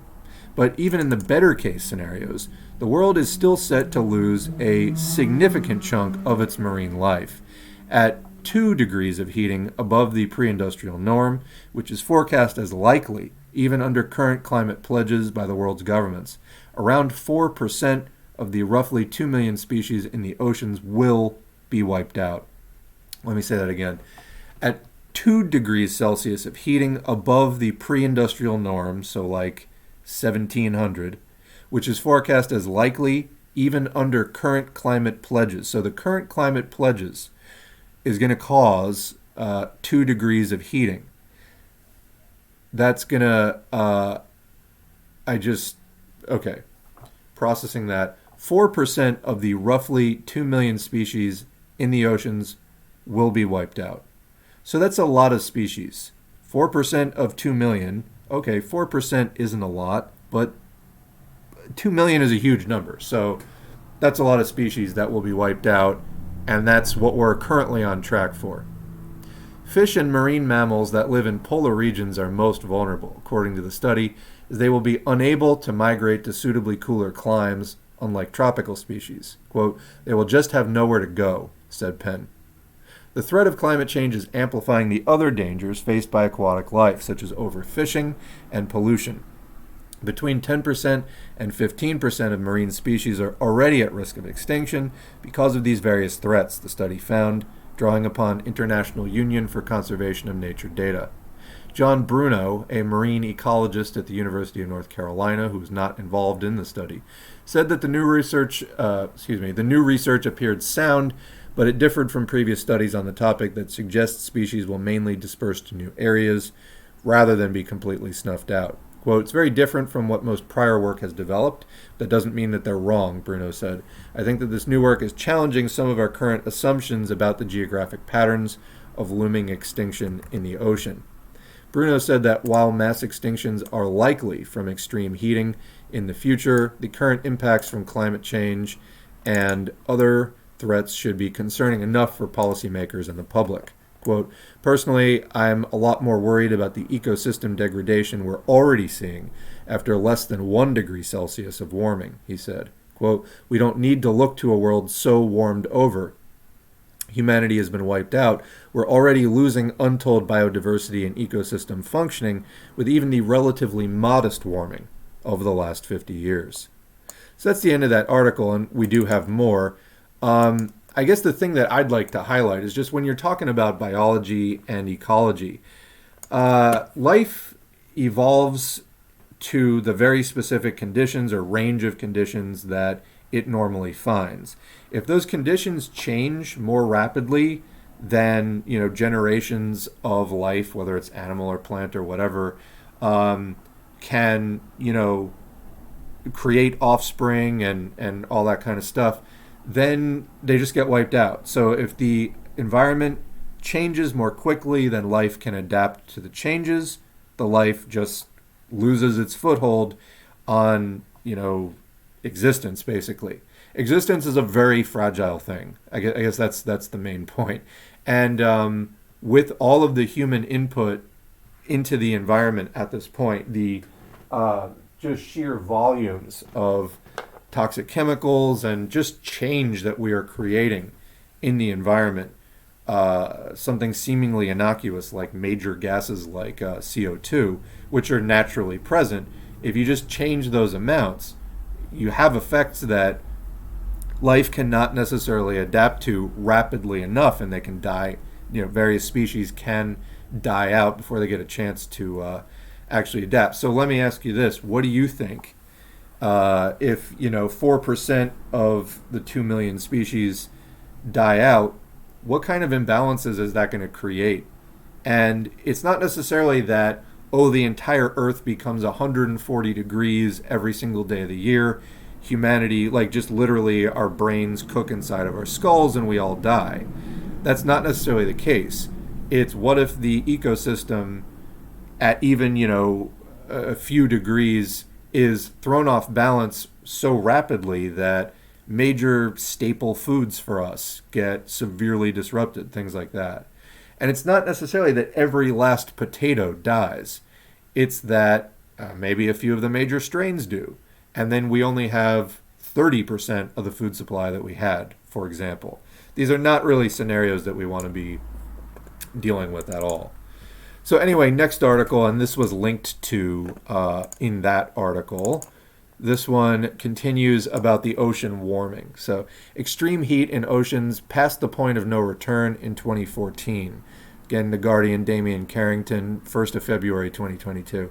Formerly rare high temperatures are now covering half of seas and devastating wildlife. So temperatures that used to be rare are now found in half of the oceans. And the wildlife is not taking to it well. Extreme heat in the world's oceans past the point of no return in 2014 has become the new normal, according to research. Scientists analyzed sea surface temperatures over the last 150 years, which have risen because of global heating. They found that extreme temperatures occurring just 2% of the time a century ago have occurred at least 50% of the time across the global ocean since 2014. So that is a 25-fold increase. In some hotspots, extreme temperatures occur 90% of the time, severely affecting wildlife. More than 90% of the heat trapped by greenhouse gases is absorbed by the ocean, which plays a critical role in maintaining a stable climate. So remember, when we talk about temperature change on Earth, the air loses and gains heat most easily. Water retains heat more slowly, gains heat more slowly, retains it for longer, and then also land after that. So, different things happen at different times, just that's the physics of different states of matter. Anyway, the oceans are absorbing a lot of the heat. That's the point. When we talk about global warming, it's not just in the air. The oceans are also absorbing a lot of that heat. I mean, and there's an enormous amount of water in the ocean. Think about how much water is in the ocean, okay? The fact that we're having appreciable temperature increases speaks to a lot of heat going in there. You know, it takes a certain amount of heat to raise temperature a certain number of units, and that's different per substance. It takes a lot of heat to raise the temperature of water like that, but it's doing it. Quote, by using this measure of extremes, we've shown that climate change is not something that is uncertain and may happen in the distant future. It's something that is a historical fact and has occurred already, said Kyle Van Houten at the Monterey Bay Aquarium, U.S., and one of the research team. Extreme climate change is here, it's in the ocean, and the ocean underpins all life on Earth. And you have a graph there. This is by Tanaka and Van Houten, PLOS Climate 2022. Extreme heat is now normal across half the ocean. Percentage of ocean above temperature record set 1870, talking too fast, 1870 to 1919. This is extremely scary. I mean, look, so back to 1900. I mean, I was talking about, pre-industrial times. Absolutely pre-industrial times was like 1700, 1750. But talking about just before it was really widespread. Just going back to 1900, you had 2%, 0% of this extreme heat. Now look at how prevalent that is, how common it is.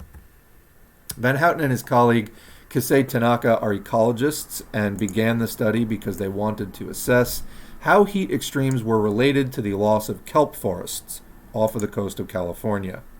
Quote, ecology teaches us that extremes have an outsized impact on ecosystems, Van Houten said. We're trying to understand the dramatic changes that we've seen along our coasts and in the ocean, on coral reefs, kelp, white sharks, sea otters, fish, and more.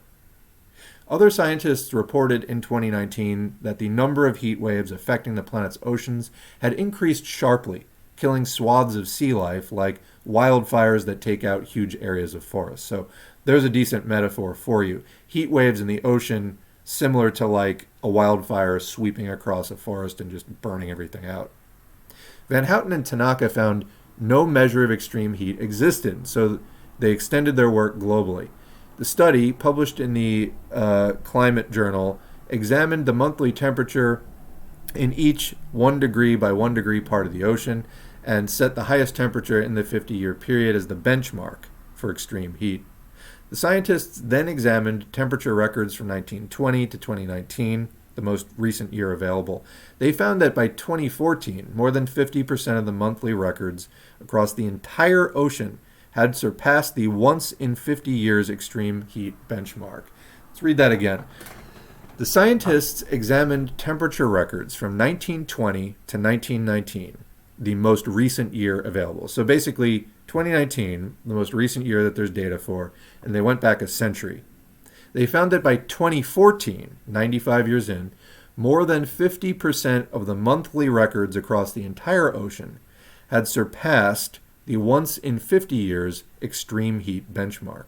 The researchers called the year when the percentage passed 50% and did not fall back below it in subsequent years the, quote, point of no return. By 2019, the proportion of the global ocean suffering extreme heat was 57%. Well, we expect this to keep on going up, said Van Houten, but the extreme heat was particularly severe in some parts of the ocean, with the South Atlantic having passed the point of no return in 1998. So it happens in different areas at different times. That was 24 years ago. That is astounding. The proportion of the ocean experiencing extreme heat in some large ecosystems is now 80 to 90%, with the 5 worst affected including areas off the northeast coasts of US and Canada, off Somalia and Indonesia, and in the Norwegian Sea. Quote, you should care about turtles, seabirds, and whales, but even if you don't, the 2 most lucrative fisheries in the U.S., lobster and scallops, are in those exact spots, said Van Houten, while 14 fisheries in Alaska have recently been declared federal disasters. The heat content of the top 2,000 meters of the ocean set a new record in 2021, the sixth in a row. Professor John Abraham at the University of St. Thomas in Minnesota, one of the team behind the assessment, said that ocean heat content was the most relevant to global climate, while surface temperatures were most relevant to weather patterns, as well as many ecosystems. So, comment, we want to understand the difference between climate and weather. Weather is a much more transitory event. Climate is, a broader overall pattern. So this is what I was saying before about air, loses and gains, it goes up and down in temperature much more rapidly than water, which retains heat for longer, so its temperature is slower to change. And so surface temperatures are more about weather, ocean more about climate. Okay. Quote, oceans are critical to understanding climate change. They cover about 70% of the planet's surface and absorb more than 90% of global warming heat, Abraham said. Quote, the new study is helpful because the researchers look at the surface temperatures. It finds that there has been a big increase in extreme heat at the ocean's surface and that the extremes are increasing over time. So that's the end of that article. I have one more on the subject I would like to cover. I actually have a long backlog of these, so I want to do like 3 in this video, and then we'll pick it up again next time. Then we'll go back to the chat, and then we'll wrap up the video for today. All right. So this is from the IUCN. This is an issues brief, and unfortunately I've already forgotten what IUCN stands for, but this is, a policy center that has sort of scientific information and tries to convey these things. So this is their issues brief on ocean deoxygenation. So we talked about heat. Let's talk about the loss of oxygen in the ocean. So 5 bullet points.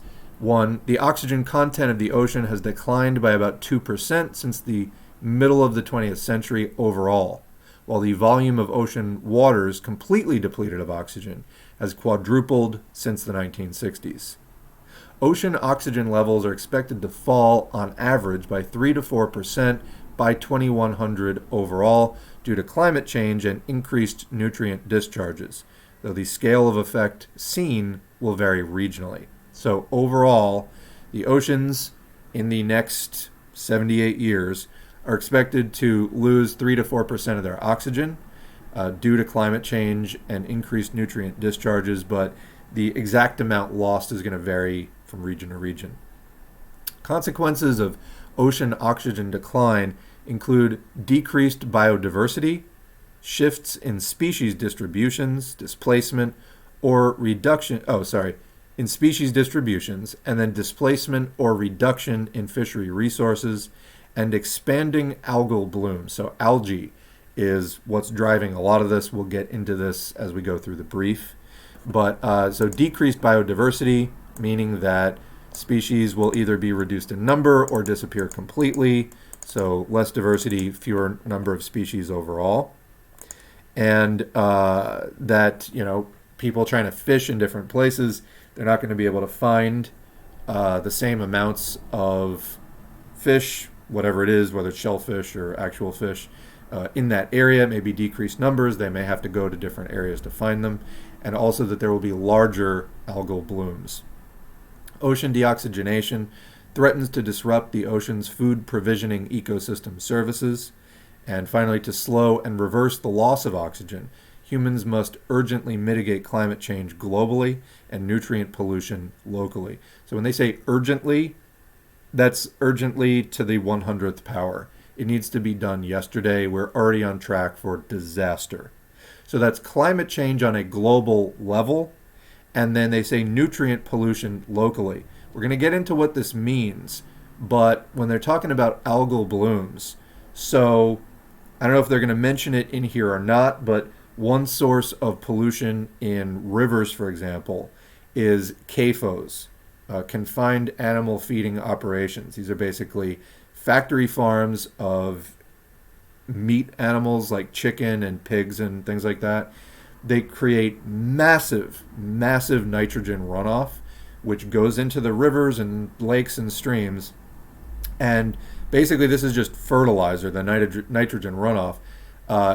It's fertilizer for algae. And then what happens is the algal bloom just sucks all the oxygen out of the water, and it can acidify it and all kinds of things. So well, I mentioned it's like fertilizer, also literally fertilizer runoff.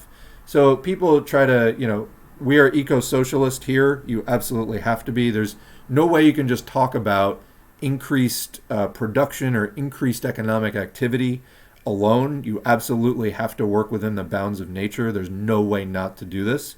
Otherwise, your natural environment will collapse. Human beings are flexible, but, the ecosystem, I mean, to a point, like we can wear clothing and change our we can create indoor climate controlled environments, things like that.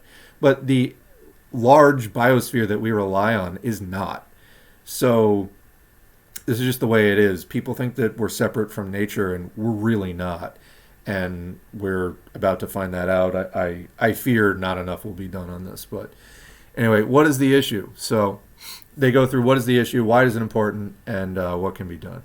So what is the issue? Globally, oceans have lost around 2% of dissolved oxygen since the 1950s and are expected to lose about 3 to 4% by the year 2100 under a business as usual scenario, though the scale of effect is predicted to vary regionally. Much of the oxygen loss is concentrated in the upper 1,000 meters where species richness and abundance is highest.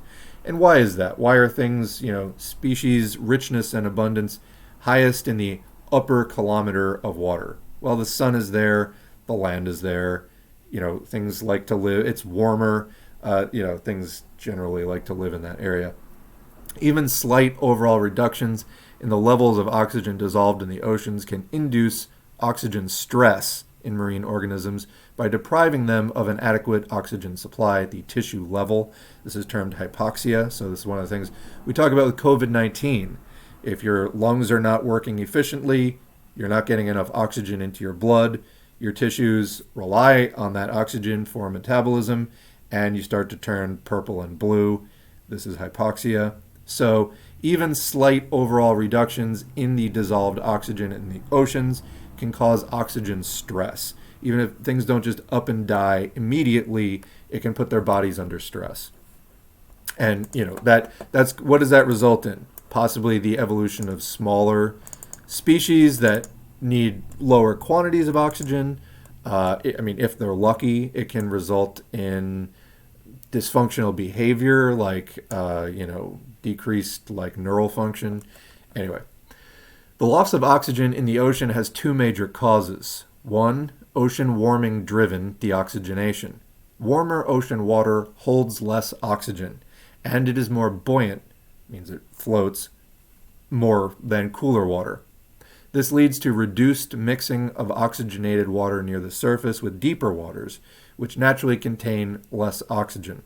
Warmer water also raises oxygen demand from living organisms.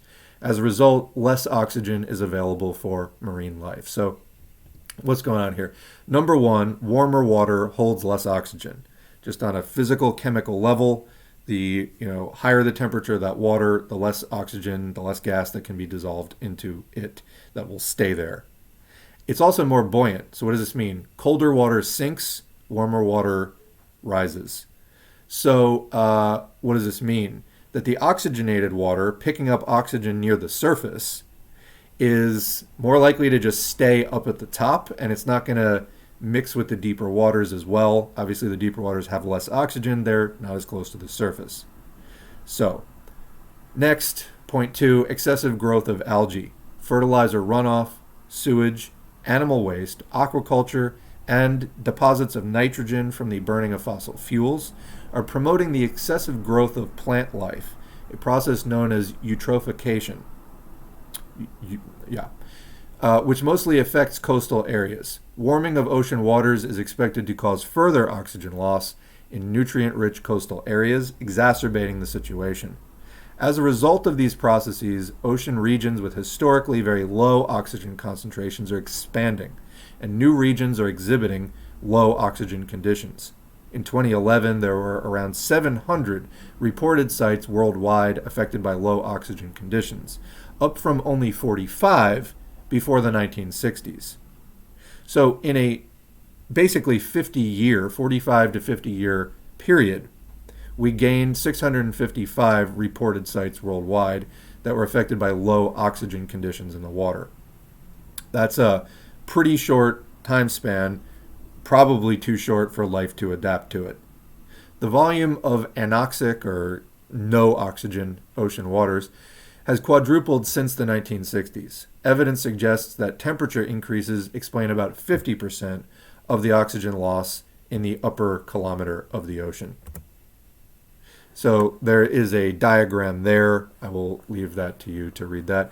The largest oxygen loss is observed at a depth of between 100 to 300 meters in the tropical and North Pacific Ocean, the Southern and Arctic Ocean, and the South Atlantic Ocean. Ocean oxygen loss driven by excessive organic matter and growth of algae and the threats it poses to ecosystem services are documented in many regions, but is likely underreported in others. Oxygen loss driven by ocean warming, on the other hand, was only recognized more recently and is not as fully understood. The two causes can interact. Warming-induced oxygen loss is tipping coastal areas into hypoxia, and it may contribute to the dramatic increase in reports of coastal hypoxia. Got the same graphic again. Hey, wait, can I do this? No, I cannot. Sorry for the pause, folks. We're almost done with this one, by the way. So there's another one. The red dots are the coastal hypoxic sites, low oxygen. And there you go. Deoxygenation is one of multiple human-caused stress factors affecting marine ecosystems. Because respiration consumes oxygen and releases carbon dioxide, ocean deoxygenation is often accompanied by ocean acidification, making it necessary to mitigate these stressors together. Similarly, a warming ocean decreases oxygen supply but increases oxygen requirements of marine organisms, making it critical to understand the combined effect of these stressors. Why is it important? The ocean represents 97% of the physical habitable space on the planet and is central to sustaining life on Earth. Loss of oxygen from the ocean will have severe impacts on marine biodiversity and the functioning of ocean ecosystems. Much remains unknown as to the long-term human health, social, and economic consequences of our ocean oxygen loss. Virtually all the ocean's food provisioning ecosystem services for humans require oxygen to support organism growth and production. Oxygen is necessary to sustain the life of all the fishes and invertebrates, and deoxygenation is already causing measurable declines of fish species. Some of the ocean's most productive biomes, supporting one-fifth of the world's wild marine fish harvest, are formed by ocean currents that bring nutrient-rich but oxygen-poor water to coasts that line the eastern edges of the world's ocean basins. As naturally oxygen-poor systems, these areas are particularly vulnerable to ocean deoxygenation, and such effects may ripple out and affect hundreds of millions of people. Degraded habitats caused by climate change-driven hypoxia and increased algal blooms may lead to reduced catches for fisheries and possible collapse of regional stocks. So, this is catastrophic. Ocean deoxygenation has started to alter the balance of marine life, favoring hypoxia-tolerant species, such as microbes, jellyfish, and some squid, at the expense of hypoxia-sensitive ones, including many marine species like most fish. Large species such as tuna, marlin, swordfish, and sharks are especially sensitive to low ambient oxygen conditions because of their large size, and they're being forced into increasingly narrow surface layers of oxygen-rich waters. Changes in the distributions of fish species could have significant negative socioeconomic impacts, where fish populations decrease in abundance or move away from traditional fishing grounds. Fishers may struggle to adapt. So comment there. I saw a story about this in the process of gathering this up. Basically, sharks are being driven, shallow waters. Who also enjoys shallow waters? Humans. Do humans and sharks mix particularly well? Not really. So what's probably going to happen? People are going to kill more sharks so that they can sustain the swimming and tourism and whatever else, and then you just get shark extinction. All right. Ocean deoxygenation may also influence the movement of gases between the ocean and the atmosphere. Deoxygenated deeper ocean waters produce greenhouse gases such as nitrous oxide, carbon dioxide, and methane that may reach the ocean's surface and be released into the atmosphere, contributing to further warming as their greenhouse gases. So finally, and we'll go back to the chat and wrap up what can be done. To reverse the loss of oxygen, people, industry, and governments must urgently cut carbon dioxide emissions and reduce ocean nutrient pollution. Warming-driven deoxygenation cannot easily be reversed, but it can be slowed considerably by mitigating greenhouse gas emissions. Without a reduction in greenhouse gas emissions, the ocean oxygen inventory is likely to take centuries to recover from warming projected under business-as-usual emission scenarios. Reducing human-driven warming by cutting climate-changing emissions from fossil fuel combustion can prevent widespread ocean oxygen loss and enable oxygen levels to recover to some degree. Nutrient runoff from agriculture and from both treated and untreated sewage effluent are major contributors to oxygen depletion in coastal waters, driving the over-enrichment of waters with nutrients. So, like I said before, it might sound nice that your water is full of nutrients.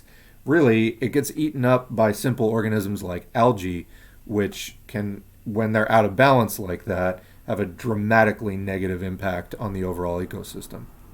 Solutions to reduce nutrient runoff can be tailored to local needs and economies.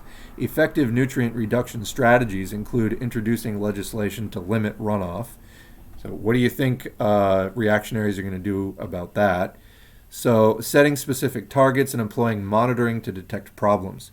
We also need to better protect marine ecosystems to conserve marine genetic biodiversity and to allow ocean life to recover, provided that carbon dioxide emissions are cut, which is fundamental. So that's the end of today's global warming and ocean health update.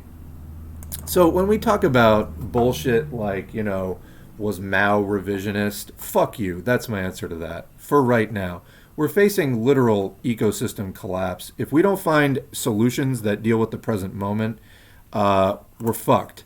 And honestly, things that do not directly take us closer to solving the existential, ecosystem collapse questions right now.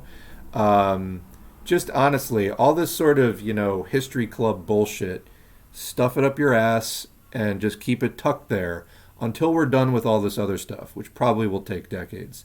The people running this economy. So for the person who was asking about, isn't socialism when the government takes money from me? So the system we're in now, capitalism, is a system where no matter what kind of handholdy, feel-good stuff gets said by an NGO, the economic system is absolutely constrained by the need for quarterly profits and cannot deviate from that without risking its own collapse. So, what comes first? What's the priority of the people who manage this economy? Is it ocean collapse or is it quarterly profits? It is quarterly profits. Is it kids getting shot in schools or is it quarterly profits? It's quarterly profits. Is it literally anything or quarterly profits? It's always going to be quarterly profits, and it's literally killing us all. So we need to get out of the system, and we need to get out of it now. All right. Under socialism, where you're not producing for profit, you're not needing to satisfy shareholders, etc., you can make drastic changes of the type that are needed. That's what we need to do. So, yeah. All right, what do we have?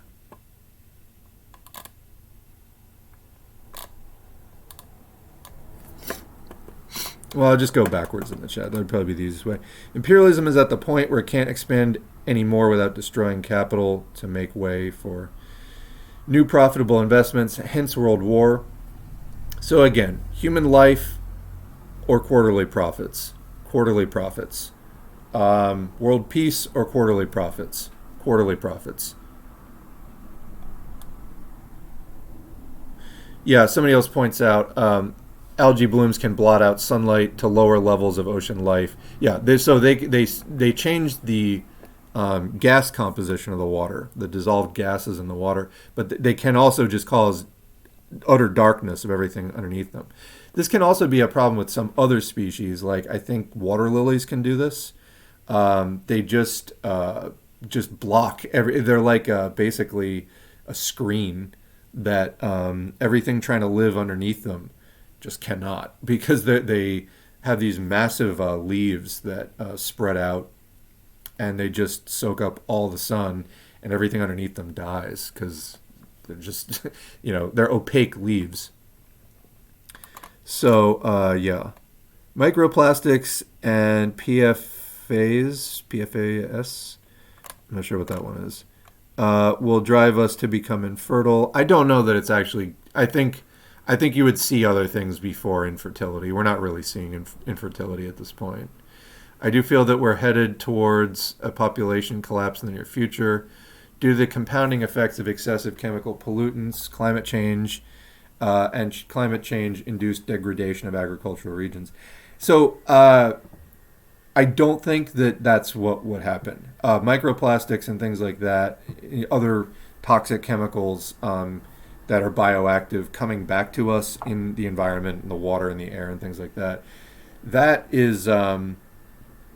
I think it's not likely to directly lower birth rates. What it will do is cause more birth defects, though. So it will result in a lot more people being born with significant disabilities. That's what's, I think, more likely than out-and-out infertility. So I don't know that you would see a population collapse, but you might see, more of a reduction in the normally abled percentage of the population, possibly. Let's see what else.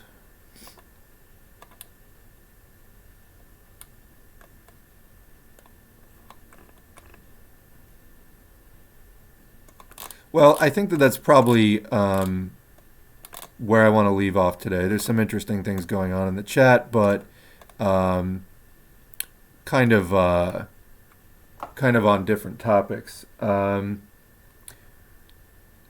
So somebody says, I'll maybe end with this.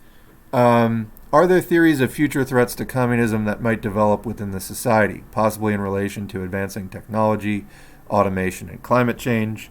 Would human augmentation on the genetic level be allowed in a communist society, like altering genetics to allow for different brain structures? I mean, I think it depends if the people want to do it or not. Somebody responded by saying they would argue that climate change came about through over-industrialization. I don't think that's really the issue. It's having absolutely no plan that takes ecology into account. So one of the major problems of capitalism is market anarchy, the anarchy of production, having no plan to the economy whatsoever, except just various capitalists venturing that this or that might be profitable for them. So having no plan creates a lot of internal instability and creates problems that are just merely economic in nature. But then to take it a step further, not having a plan that incorporates ecology on top of that creates ecological problems as well. I don't think it's just sheer over-industrialization, though. So anyway, I just kind of recast that a bit.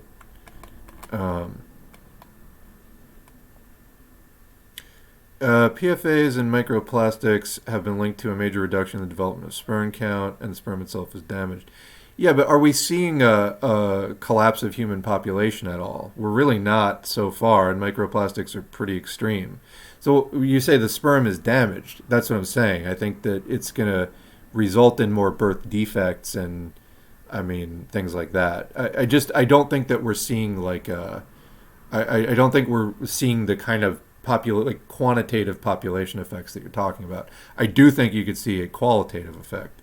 For example, there was a study linking, I think it was autism. It was an environmental health study talking about proximity of the mother to a highway during pregnancy. So, pollution can have a lot of effects. Not necessarily an absolute birth rate, though. That has to be pretty extreme damage for just a, for a baby to just not be viable at all. So, somebody says the book Countdown to Zero talks about infertility by 2060 because of microplastics blocking up men's systems or something.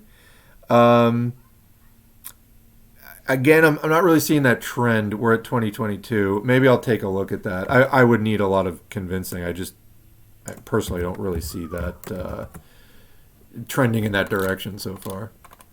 But, all right. Well, anyway, good chat, everybody. I know I did a lot of sort of talking at here. I think the last stream we did a bit more back and forth in the chat. I just have a lot of articles I'm trying to catch up on, and these live streams are a good forum for doing it. But thanks to everybody who showed up in the chat. We'll be doing this again soon. And again, thanks to the patrons whose names were on the screen earlier. So that's it for S4A live stream number 19. Again, more audiobooks coming soon and more live streams. We do 1 or 2 of these a week. Every week, make sure to subscribe, click like, leave a comment, even if it's just good video, and we will catch you in the next video.